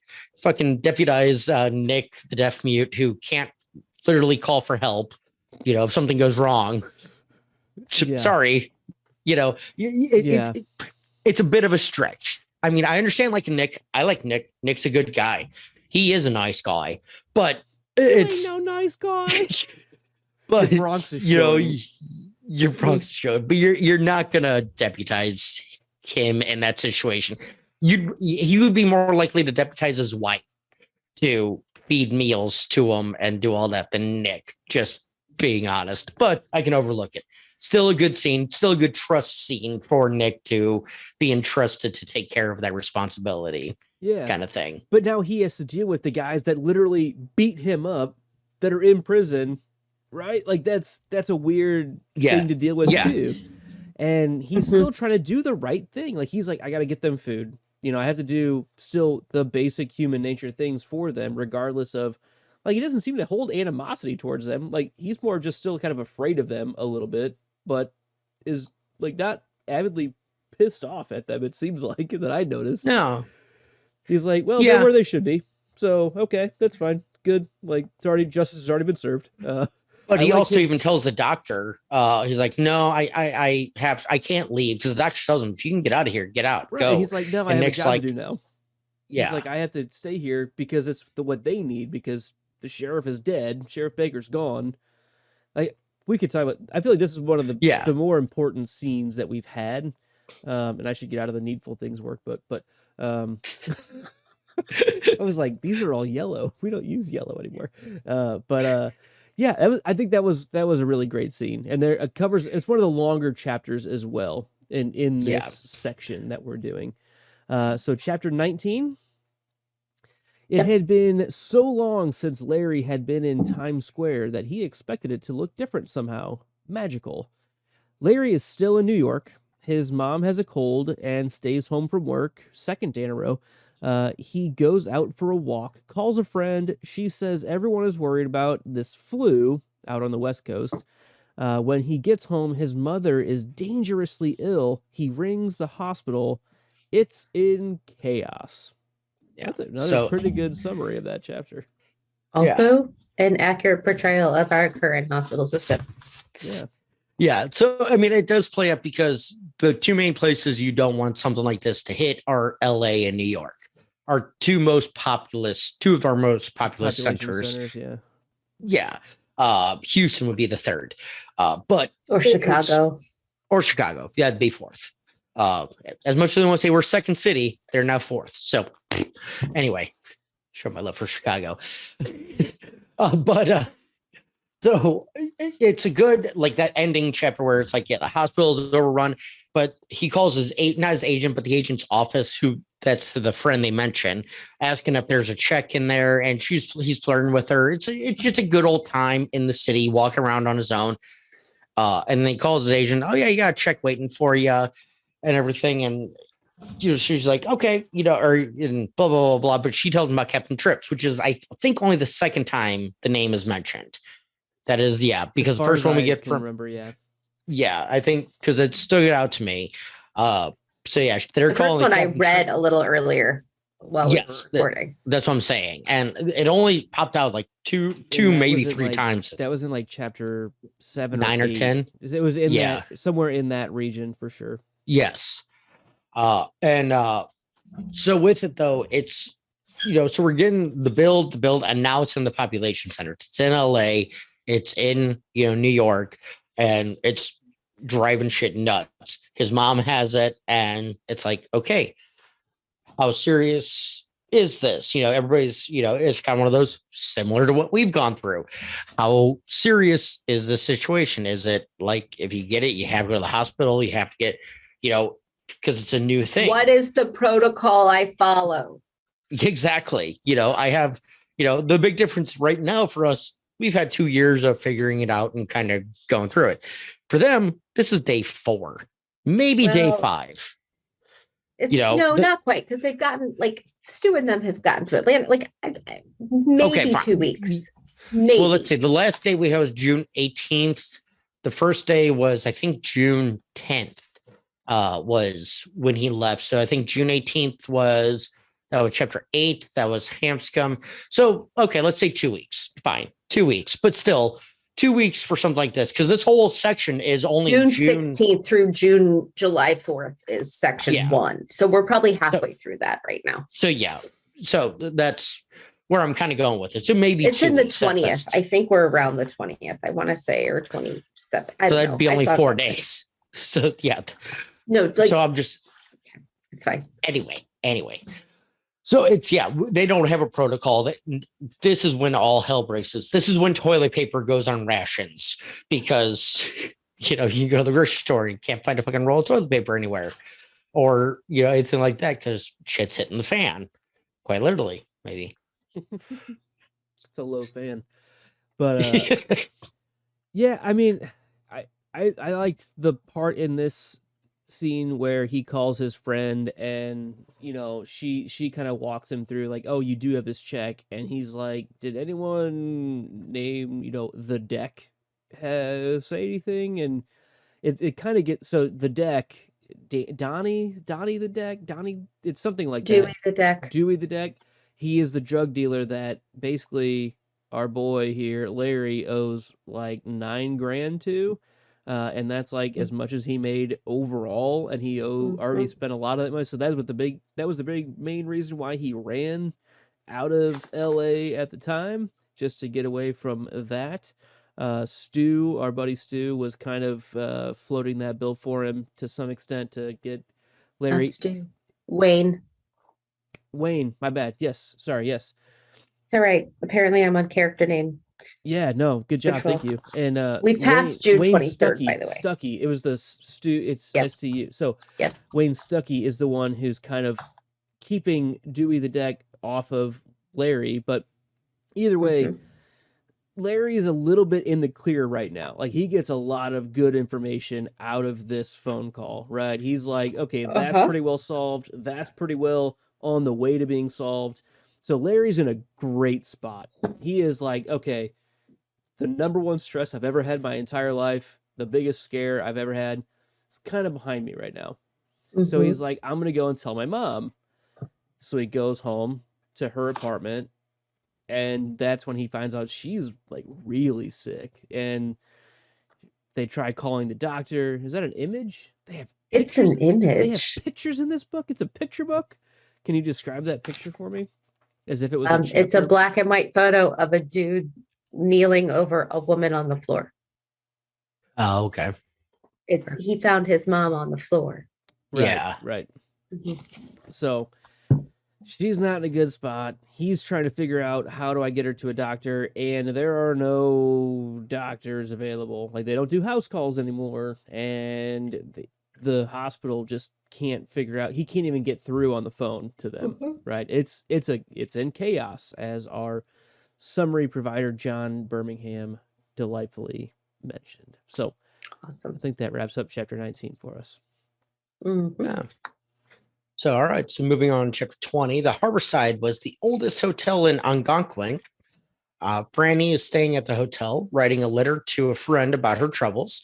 She makes a few phone calls, including one to her, by this guy's opinion, useless boyfriend. Her dad tells her that her mother has a cold and is still hysterical. Another call from her father. An ambulance has picked up her mom. So, yeah, this is where Luke had mentioned earlier, where basically she had finally said, you know what, I'm done with Jess. It's not going to happen. I'm going to do what I'm going to do, and cuts her ties. And this is when he had asked. To be fair, that happened in the first dad chapter. She said, I won't marry him. I don't trust him. So this is her following through on figuring out what she's doing. Yes.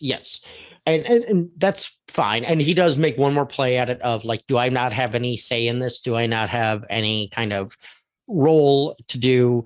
And she reads it as, oh, he's just trying to save face and all that. And I think that's a little unfair. I think it might be. I think that's pretty unfair.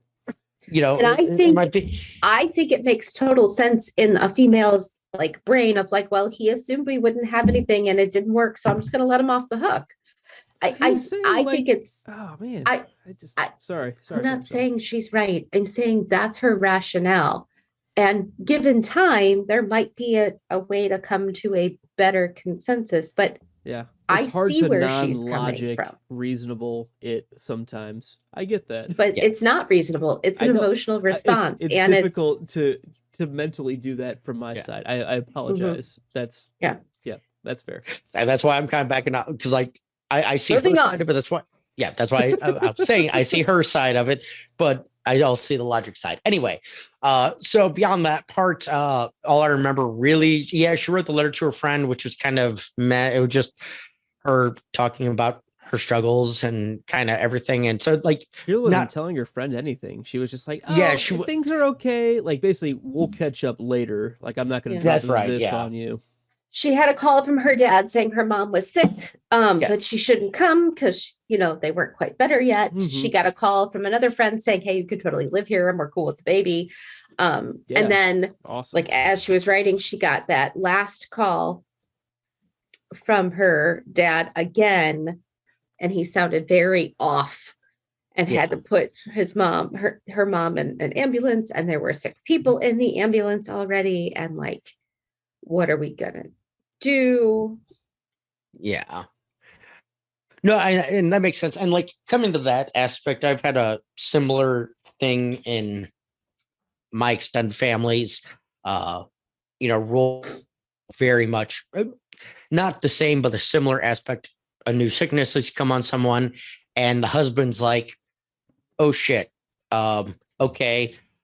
How can I, deal with this kind of, and I kind of read that a little bit in her dad's mentality, like not quite hysterical, but not quite right. Just like, okay, I'm worried. I don't know, because this isn't what I thought it was. Not my normal. Yeah, it's not my normal. And What so do I do with my hands? Exactly. Just not every bit of you is out of sorts, right? That's what he's struggling with. Yeah. And so it was a good written part of that chapter where it's just like, okay, you get that feeling and, very just natural emotion, especially from an older guy. He's like 68, I think they said. So she was a very late in life kid for him. Good scene for sure.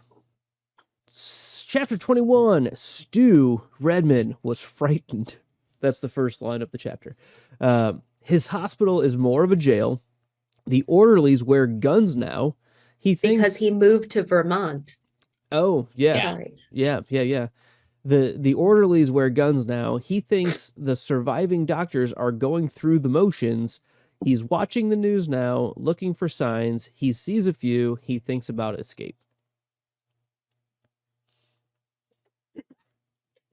Yeah. I don't have a whole lot on this one. It wasn't a long chapter. It wasn't a thing. It's basically letting you know that he's been moved to Stovington. Yeah. Vermont. It moved to chess piece is what this chapter did. Right. Yeah. We find out more about it in the next chapter about why, but yep, he's moved. All right. Gotcha. Chapter So 22. when Creighton came, chapter 22, when Creighton came in on June 24th, he found Starkey looking at the monitors, his hands behind his back.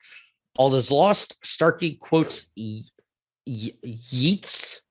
Yates. No, but I know. I know. That was literally a joke within the chapter. So I know that's why that was good. I'm glad you avidly said it incorrectly, so I could be upset by it. Yeah. Oh, I'm trying to remember how the wrong, because I'm like, I know it's Yates. Yeah, but no, you said it incorrectly. No, it was the audiobook. Yeats was the audiobook, Yeats. Yeah. Right. it's spelled out that way in the book. It's Yeets when he's saying it wrong. Gotcha. So can I just point out something that I really like in here at the very beginning? Starkey had been cruising on pills for 10 days. So that's probably about how long we've been going with this problem. It's been 10 days. Right. Yeah. So the 26th. And like, to me, it says downers, and it's like there's I thought it was something where it's about his daughter basically gives him downers. Mhm. Yeah, and so he's cruising on him, but like that would put you down, like false, like so it's no, like anxiety things. He's been running at Gotcha. such a high RPM. Oh, okay. He needs to calm down. I'm fine. Zoloft, Which is funny because but like popping them like candy because this is gotcha. a Okay, disaster. that makes And this way is more also sense. the Like chapter that he is no longer the head of Project Blue. The president relieves Creighton from his position. Starkey, sorry, that's the next chapter. My bad. I saw the name, but and so like when he's dealing with that, like the downers makes more sense too, because he's like really chill about it. Like he's like, and just like randomly quoting I did what Yates I could. and He's like, I did what I could, the whole system's fucked up. Like we're screwed. Like that's pretty much it. That's fair. And then does he end up shooting himself in this chapter? Yeah. Yes, he goes down into full on Project Blue, pulls the guy out of the oatmeal bowl, and like shoots himself down there with all the other dead people. Yeah. Gotcha. Yeah. So a couple of interesting points in this chapter. I just like this paragraph. Here we go. We have to assume the worst, Starkey said, and a queer grin came on his face. It lifted his upper lip and made it wrinkle like the snout of a dog protecting a farmyard. He pointed a finger at the sheet of yellow flimsy on the table. It's out of control now. It's popped up in Oregon, Nebraska, Louisiana, Florida, tentative cases in Mexico and Chile. When we lost Atlanta, we lost the 3 men best equipped to deal with the problem. We're getting exactly nowhere with Mr. Stewart Prince Redman. Did you know they actually injected him with the blue virus? He thought it was a sedative. He killed it, and no one has the slightest idea how. If we had 6 weeks, we might be able to turn the trick, but we don't. I like how you said that in like a bit of a, but we don't. But we don't. We're fucked. Yeah, because That's where they're And it on goes on, and it's like the flu story is the best one, but it's imperative that the other side never sees this as an artificial situation created by America. It might give them ideas. Yeah, and so it's also that thinking it's weaponized. It's a Right. So this is also the point where so Creighton is taking over, and he actually will deploy some men to take the virus to other countries so that their spread will be happening quick enough so that they won't necessarily hear about America's. Oh, okay. I missed that entirely. So okay. Will you say that one more time nice. for me? Sorry, Good. I was reading a thing. I apologize. Hold on, let me see if I can find it. Okay.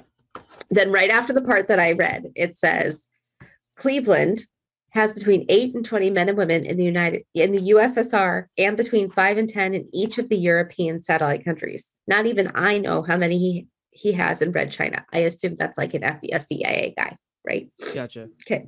Starkey's mouth was trembling again. When you see Cleveland this afternoon, all you need to tell him is Rome falls. You won't forget? No, Len said, his lips felt curiously cold. But do you really expect they'll do that, these men and women? Our people got those vials 1 week ago. They believe they contain radioactive particles to be charted by our Sky Cruise satellites. That's all they need to know, isn't it, Len? And if things do go from bad to worse, no one will ever know. Project Blue was uninfiltrated to the very end. We're sure of that. A new virus, a mutation, or opposite numbers may suspect, but there won't be enough time. Basically, it's nobody has known that it's a military fuck-up. Right. That this was a government thing. Yeah. And what we're working right now with, we're going down, but we're going down protecting the ship. Yeah, no one will know it was our ship that did this. They might think they know, we're but we're going to release it to them. Satellite thing be taken down, but the mothership is still intact somewhere. Yeah. And the funny thing is, the one person, me too. Well, I missed that they were infiltrating it to other. I heard the Red China thing, but I thought about the spread of what we had, where just kind of. That's where, I took it when I, briefly, like, I thought it was more of a, it's there already and it's dealing, but no, we need to take it down so we're not using it there as a weapon. But the one person who caught the fact that the guy that Campion was military was Stu Redman. Stu's the one that said, "Oh yeah, his stuff's expired, and he's from California with the military ID." The only person left from Arnett who has now been moved to Stovington by himself in Vermont, where he is scared. Yeah, exactly. So Stu's not sitting so pretty at the moment. Yep. And there was a line earlier, basically about him too, from.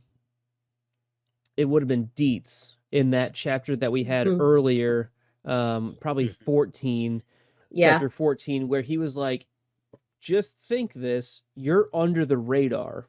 Like, not everyone knows that you're who you are. And it's almost like, if people find out who you are, you're in danger. Like, he made it clear that you're almost protected by being here. To some extent, right? It was definitely a bit of a threat in some ways. Like you're doing pretty good being here, right? And then all of a sudden they moved him away from because Patty Greer fucked up the whole Atlanta system. Is what I think what happened. She was the nurse that infected other coworkers, and I think that's what dropped the Atlanta satellite off. It probably would still happened, but sure. But that was the breach that led to him being moved, is how I'm taking it. 23. We've only got 3 more chapters to cover in this part of the book, so let's wrap this up. This is a game changer chapter 2. Wow. I just want Luke to talk about this. I'm so curious how you feel about this one. Oh man. Okay, so first line in the chapter: Randall Flagg, the Dark Man, strode south on US 51. So the summary we have here says the Dark Man is in the motherfucking house. He walks the earth, don't you know? This was I went through this chapter a couple times. this felt very like the most Stephen King thing that we've had so far. He's been referenced before in Stu's dreams. There may have been an offhand reference somewhere else, but I didn't catch it. Like, it could have happened, but I didn't see it. But that's the only time specifically I was like, okay, after I focused on this chapter, that's the only time I noticed it so far in this book. But wow, okay, so this very much falls into like the hierarchy of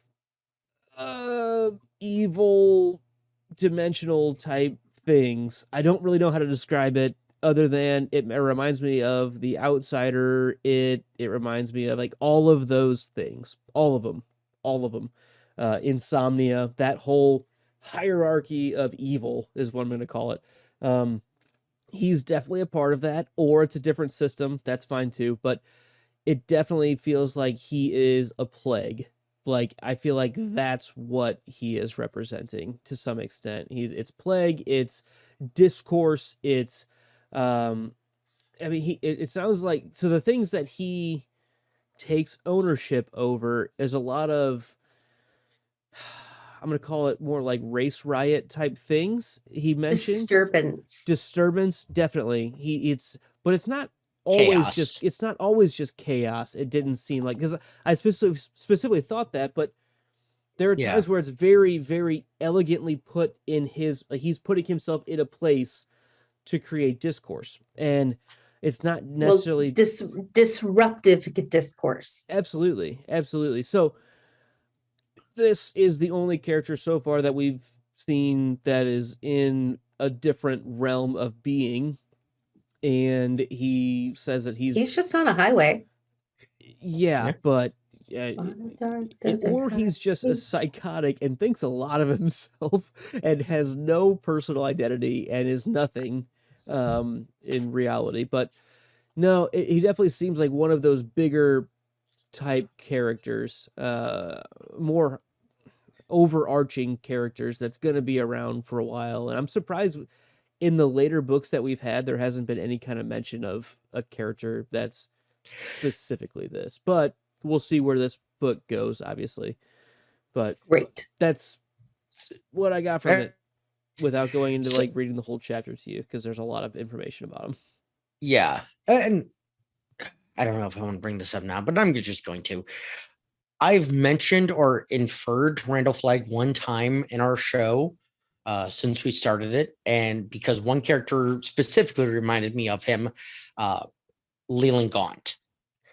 Very much reminded me that agent of chaos, kind of just in the background, guiding things, you know. So like, that's the main character that I thought of, because I read this before I read Needful Things.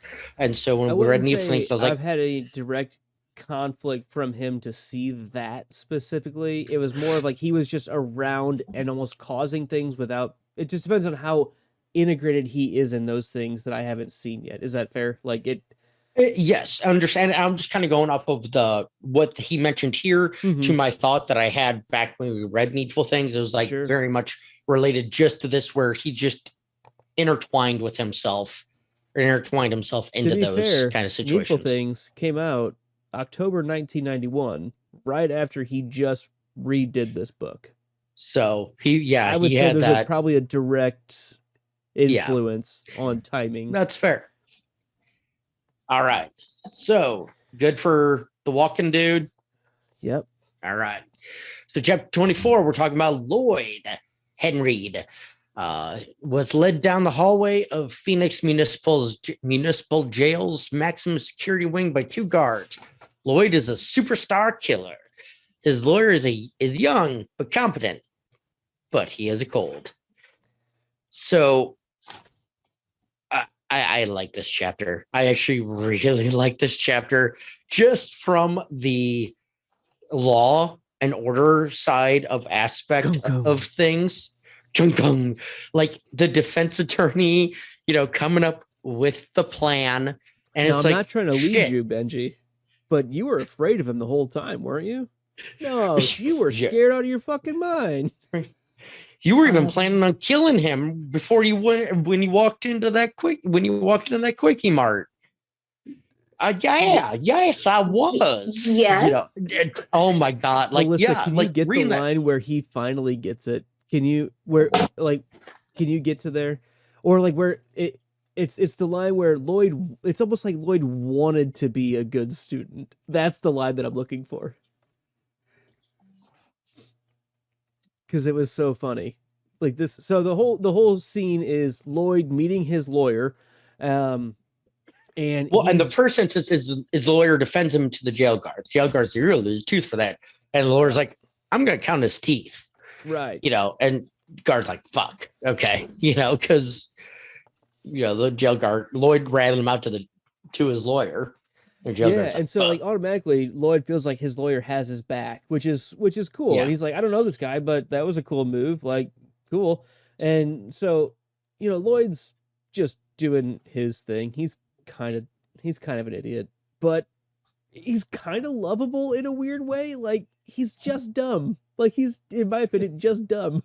But he's struggling to get what the lawyer is putting down. The lawyer lays down that the death penalty laws have changed in the last 4 years, and the numbers are very much against you. Like, we're dealing with cruel and unusual punishment, whether that means, and he goes, yeah, like the electric chair. And he's like, yeah, but you could say that it's also the wait time between being sentenced to death and the actual happening of death. And so the lawyer's explaining it out that what's going to happen is that you're going to be dead in 11 days because of how the system is right now, because they don't want to keep you on the books for years, because that's cruel and unusual, knowing that you're going to die at some point in the future. So it's going to happen real quick. You're going to be dead in basically within 2 weeks, right? Yeah. And so Lloyd's like, well, that's fucked up. I didn't do anything. He's like, that doesn't matter. So let's talk about the things that do matter. And the lawyer kind of starts going through, here's what happened. And I'm not going to lead you, but you were afraid of the guy that you were with. Melissa, take it away. That implies you were scared of Poke Freeman. Were you scared of him? Well, I wasn't. You were afraid for your life. In fact, I don't think I was terrified. Believe it, Sylvester. You were shit nickels. Lloyd frowned at his lawyer. It was the frown of a lad who wanted to be a good student, but is having a serious problem grasping a lesson. Don't let me lead you, Lloyd, Devon said. I don't want to do that. You might think I was suggesting that Poke was stoned almost all the time. He was. We both were. No, you weren't, but he was. And he got crazy when he got stoned. Boy, you're not shitting. In the halls of Lloyd's memory, the ghost of Poke Freeman crying whoop, whoop, merrily and shot the woman in the Burke general store. And he held a gun at you. He held a gun on you several points in time. No, he never. Yes, he did. You just forgot for a while. In fact, once he threatened to kill you if you didn't back his play. Well, I had a gun, I believe, Devon said, eyeing him closely, that if you search your memory, you'll remember Poke telling you that your gun was loaded with blanks. Do you remember that?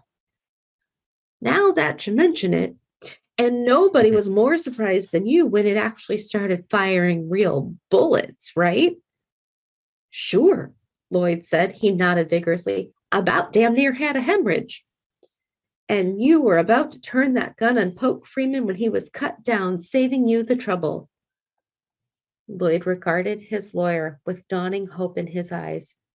Mr. Devons, he said with great sincerity, that's just the way that shit went down. That's just the way that shit went down. I loved that part so much. And so to top all of that off, I don't know, was that the end of the chapter right there? No, because then he goes back to the courtyard and kind of gets beat up by gotcha. It's just business guy. Because there's another line in there from the lawyer of she's like, Lloyd's asking him, so how many people have been put on death row? Or they start talking about, there's been 11 people put on. Yeah, okay, so he's like, there's been 11 people put on death row. Of those 11 people, 2 have been communicated. And you know who defended one of them? Me. So that's what goes into the story of, into the Lloyd story. And yeah, I just love the cool, calm, collected storiness. And yeah, fine. As a former law enforcement or whatever, do I think it's bullshit coming up with the thing to get Lloyd off? Sure. But I can appreciate a good fucking story. And if you can sow the fucking doubt. It's on the police to prove without fraction of a doubt, I so think, like, it's my favorite part of this whole thing is we know what's coming. Yeah. What does Captain Trips look like in a prison? yeah. Well, funny you say that, because that leads right into chapter 25. And Luke, that's your synopsis. A little bit. Well, because I'm thinking about more like full on prison. I think let's touch on Yeah. 25 and touch it It because doesn't. gets, I'm just. yeah. We don't have to talk about it. I just Jail want to to prison. throw that. There's a thought difference. out there. That's fair. That's fair. So, chapter 25, Nick Andros pushed aside one of the curtains and looked out into the street. So, Nick nurses Jane Baker, who is Sheriff Baker's wife, breaks into a truck stop, takes food, rides bike to outskirts of town, decaying bodies on the road. He explores the town a little because he's just gotten here recently, even though he's the deputy now, which is funny. Most houses are silent. A few sick and delirious occupants are left. Releases the only surviving prisoner. Sees a newscast about superflu epidemic. Outbreaks reported globally. And Jane Baker dies. And then he ends up going on to dress her after she's dead in her honeymoon gown. Mm-hmm. So the one thing I guess that connects to the last conversation that we had, we don't need to spend a lot of time on it, Melissa said, but she said, what does this kind of epidemic do in a prison? So this is still Nick, the deaf mute, dealing with the boys that beat him up that are now in jail what's the name of the town? Come on. It's Shoyo. This is in Shoyo. Yeah. Shoyo. And so some of them are sick already, and it seems to transfer over to another one, and one's dead. The other one is on his way out, it seems, and the third one basically says, you're murdering me if you keep me here. Like, if you keep me in the cell next to these guys right now, you are killing me. And so I think that's the conversation that connects back to what Melissa brought up on what does it do in a prison situation where it's that potentially magnified, where there's no isolation to some extent, or there is, but in limited quantities. And it's a big topic, right? It's a scary, scary thing. Once it gets into a system like that, I mean, is that a death sentence for almost everybody? How do you quarantine in something like that? So we don't need to open that conversation too far, but I think that's the connective tissue between those two chapters that Benji was touching on. Yeah, no, absolutely. And it boils down to, okay, you have this criminal who's locked away for rightful or wrongful reasons, whatever.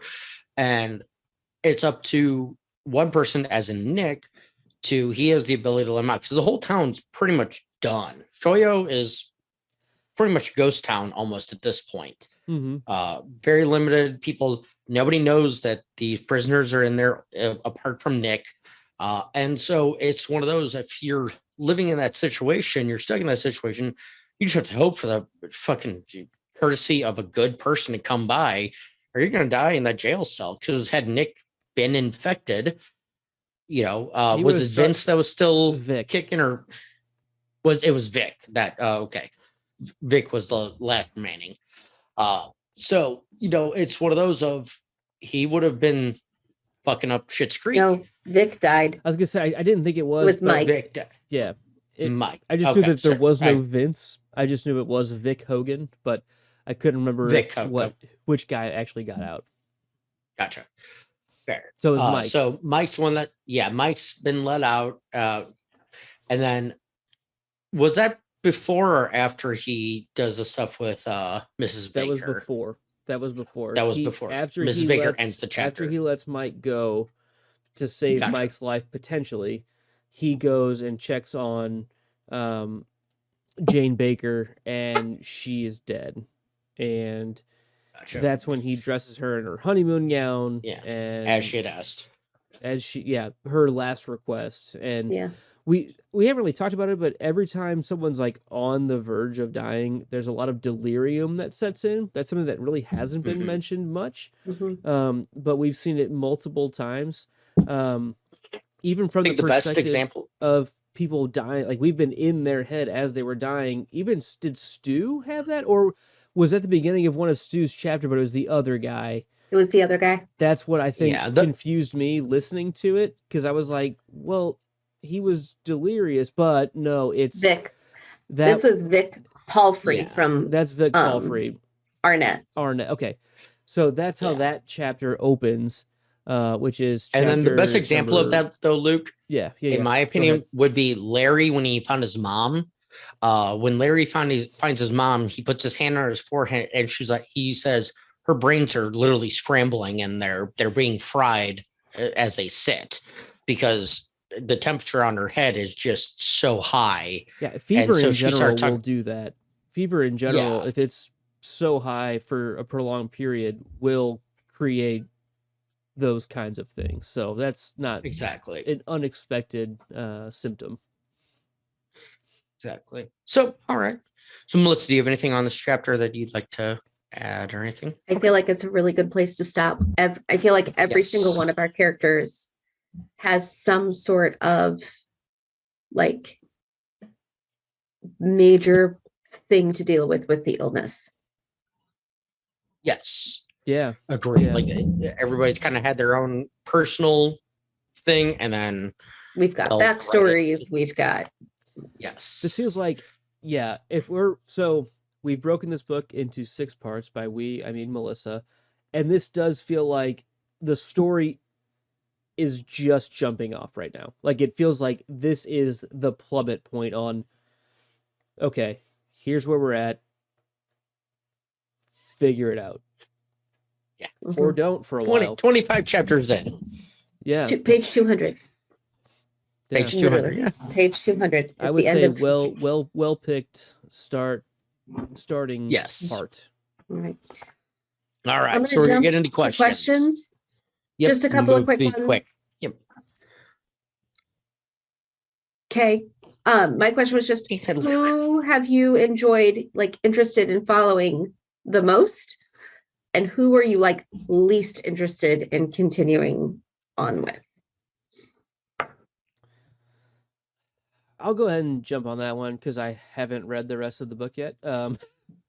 I think right now, for some reason, I just saw a name that changed my vote. I just changed it just because I was forgetting about this character. Stu. I am most excited to see what happens to Stu, I think. I was going to say Larry just because it feels like there's something going on there that he has something to work through. So like a potential arc. I feel like at this point, right, like looking into the next section, looking into part 2, I'm excited to see what Stu has going on. Like it might be bad. He might just be terminated. Like, in all honesty, that would probably be what needs to happen. If I'm the Project Blue team, figure out if it's not going to happen, but if it anywhere gets close to him escaping, termination. Boom, there it is. As far as least anticipated, it sucks because I really like Nick. I'm interested to see where Larry's going. Franny's story, I'm excited to see where that goes to. What are the other main storylines? Like, those are the main 4 that I can think of. We had That's about- Starkey who shot himself. So there's Creighton who's taken over for Starkey. Yeah, I feel like Creighton and Stu are going hand in hand for right now, at least. So okay. Well, but they're still in like the Project Blue area over in California. Like, he's so just Creighton and he's Stu pulling are the different. strings. He's pulling the strings though, and he knows all about Stu. To some extent, I don't know. You've got Lloyd, you've got Randall Flagg, you've got you got Larry, you've got Franny, you've got Nick and Stu. That's about our main characters. Those are the main lines, and I'm pretty invested in all of them. I think that's my answer right now. I think I'm pretty invested where all they are, and I think that's just where we are. I think I'm invested in each one of the characters. I don't have at least one. I really don't. That's good. Okay. All right. Benj? The one I want to reread the most is the Randall I want to kind of get deeper into that. So I want to see where the Randall Flagg line goes because I don't remember it all as well of everything that's done. The least one, as of right now, probably Franny. Just be, I mean, she's the pregnant female. It's not because she's a female and everything like that. Larry has a weird thing where he could have the redemptive arc. Stu feels like a leader. Again, don't know. I do, but I don't. Franny's one that it's like, okay, if I had to pick one, Franny would be my least intricate one, but that could change come next section, but just based off the story right now. So that's my answer. Okay. Mine is Stu because everybody else is pretty much like in their place where they come from. Franny's in Maine where she lives, and Larry's in New York where he grew up, and Nick is kind of a drifter anyway. So like he's just kind of there. But Stu's been manhandled and displaced twice now. So I'm curious to see where that goes. I don't know, guys. Like I want to invest in Larry, and I just haven't bought into him yet. But also I don't really care so much about Lloyd. Like dumb old Lloyd. I don't know if I care what's going on with him either. Fair. Yeah. All right. I don't have a question for this section. Sorry, I failed on that part. So Luke, go ahead. I have a question. Yours. Which character has had the worst death so far of every character that we saw? And obviously worst is not very descriptive. So however you want to take that, either the most graphic, either the most plaguing, or whatever. Who's had the worst death? Take it how you will. I don't know what my answer is. I came with a question. I don't know what my answer is yet.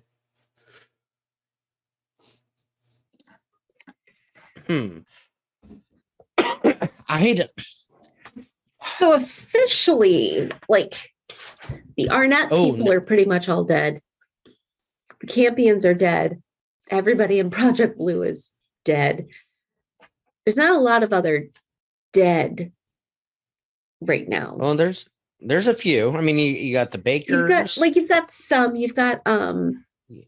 of the people in Shoyo have, you've got the sheriff.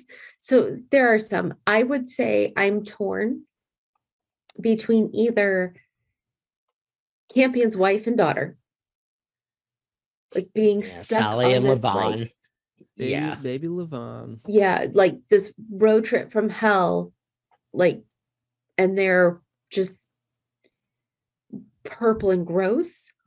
Or the actual like Project Blue people where it just like think about in the bowl of soup. How intense that ground zero infection must have been to like wipe them out that quick. I don't know. That's where I'm at right now, but that doesn't mean I necessarily. That's fair enough. I don't think you need to choose. Yeah. I think those are both worth mentioning for sure. Okay.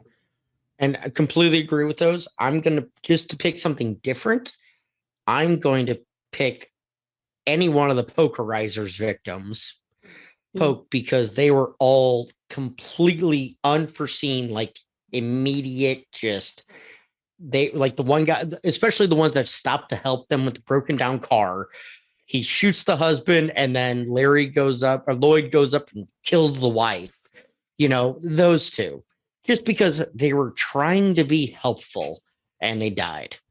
It's I'm going to go with those just because, just be a little different apart from the Captain Tripp's deaths.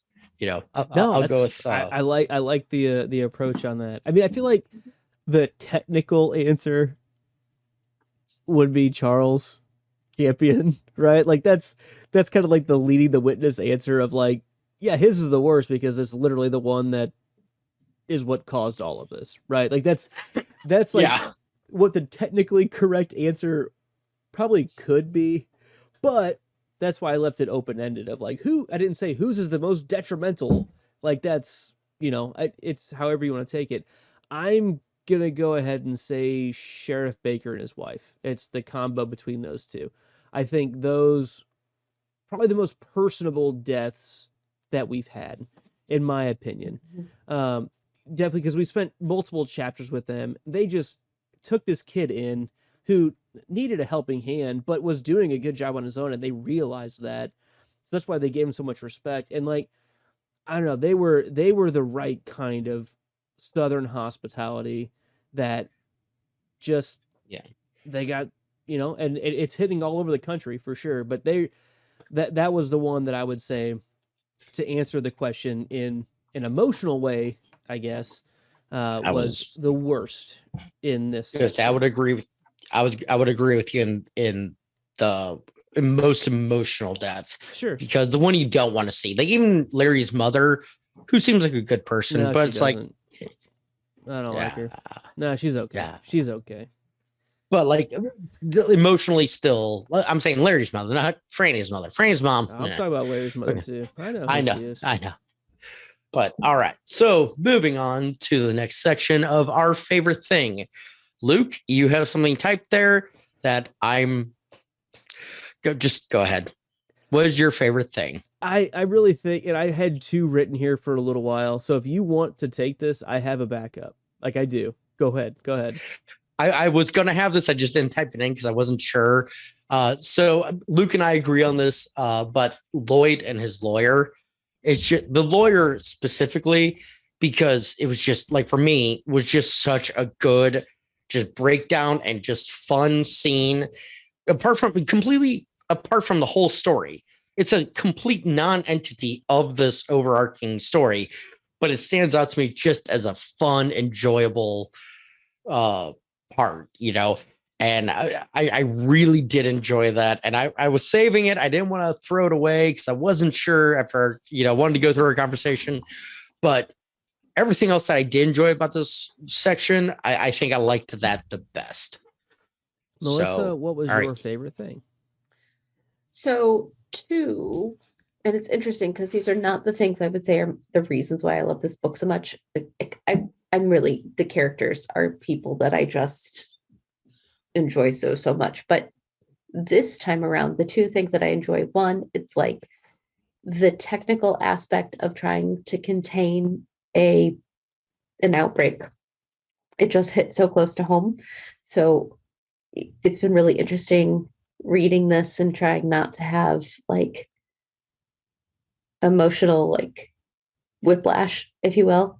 So I kind of like that. The other thing that I really liked are what I'm going to call the commercial chapters of like, and then so-and-so got it, and then so-and-so got it, and so-and-so got it, and then so-and-so got it. Vignettes. Like kind of the story breaks. Sometimes if you experience these symptoms, see your doctor. Sometimes it's whole chapters and sometimes it's like just a little sentence or two, but I really like how well placed the this is not just the people who we're talking to are getting this. It's literally everyone.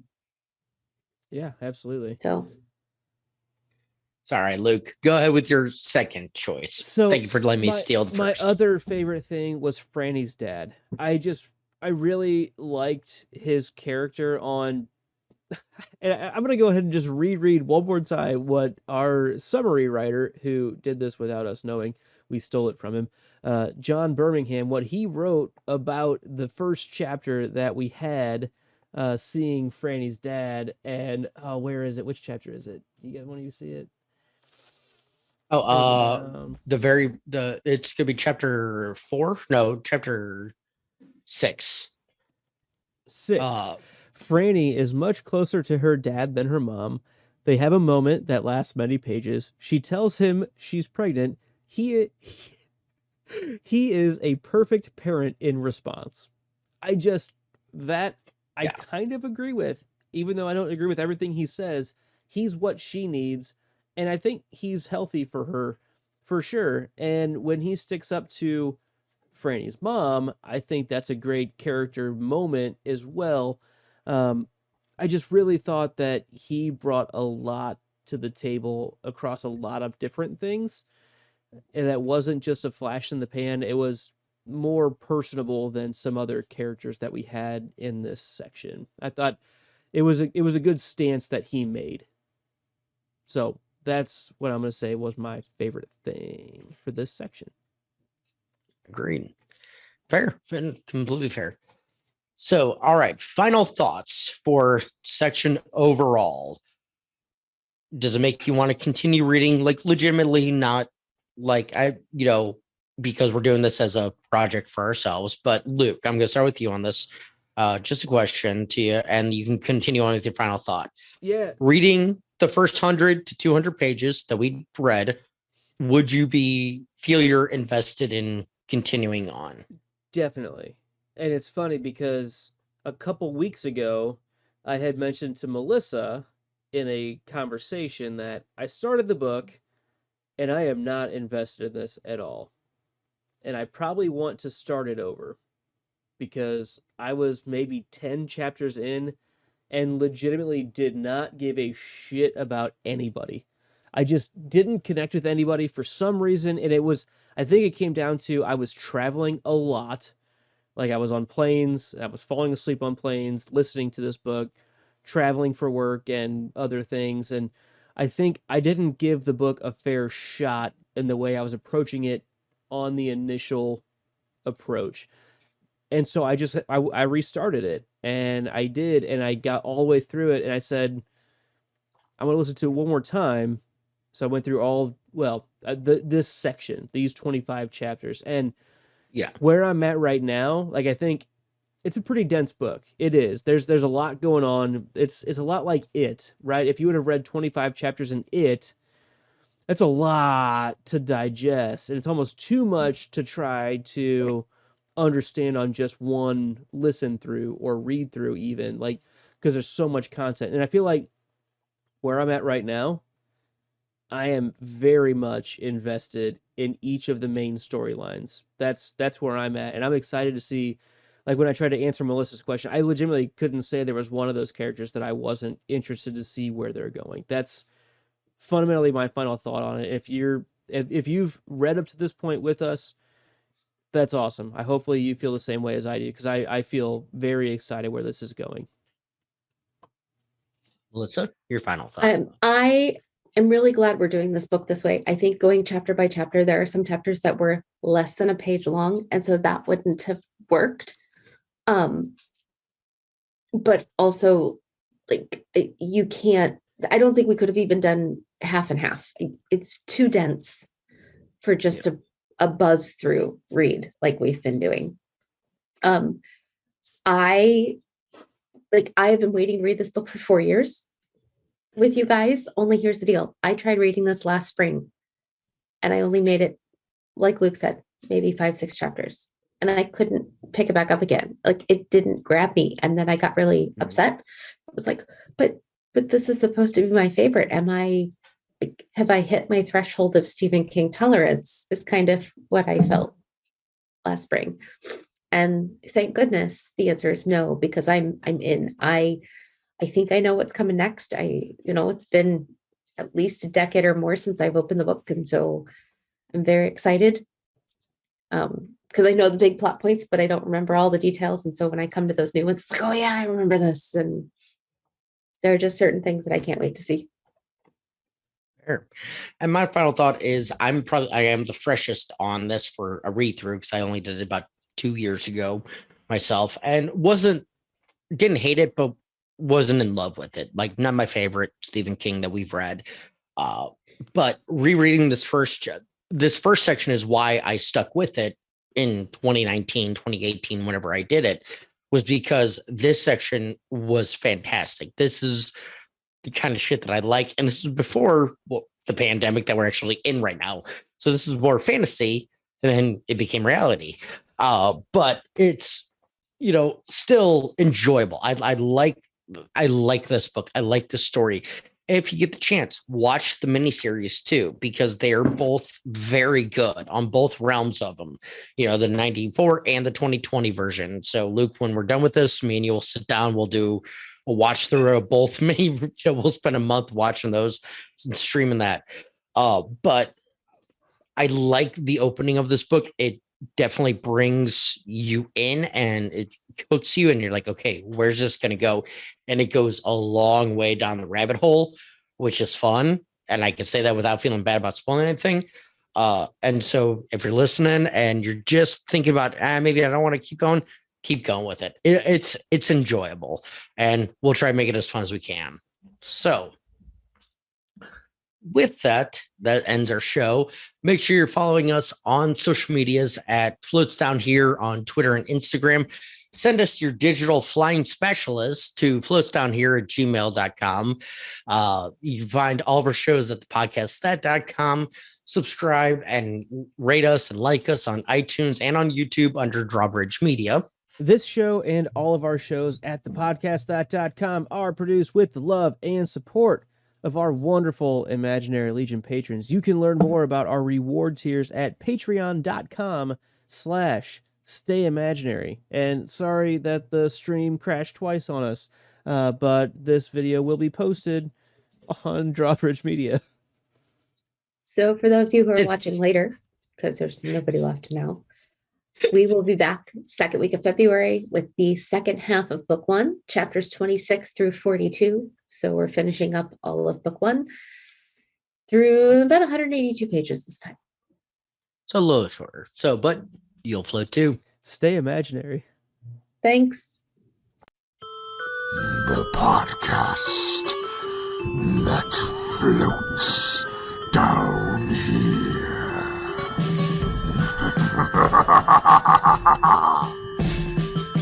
Hi, I'm Melissa, your Stephen King veteran. Hi, I'm Ben, the Stephen King and horror film fanboy. And hello, I'm Luke, your first-time Stephen King reader.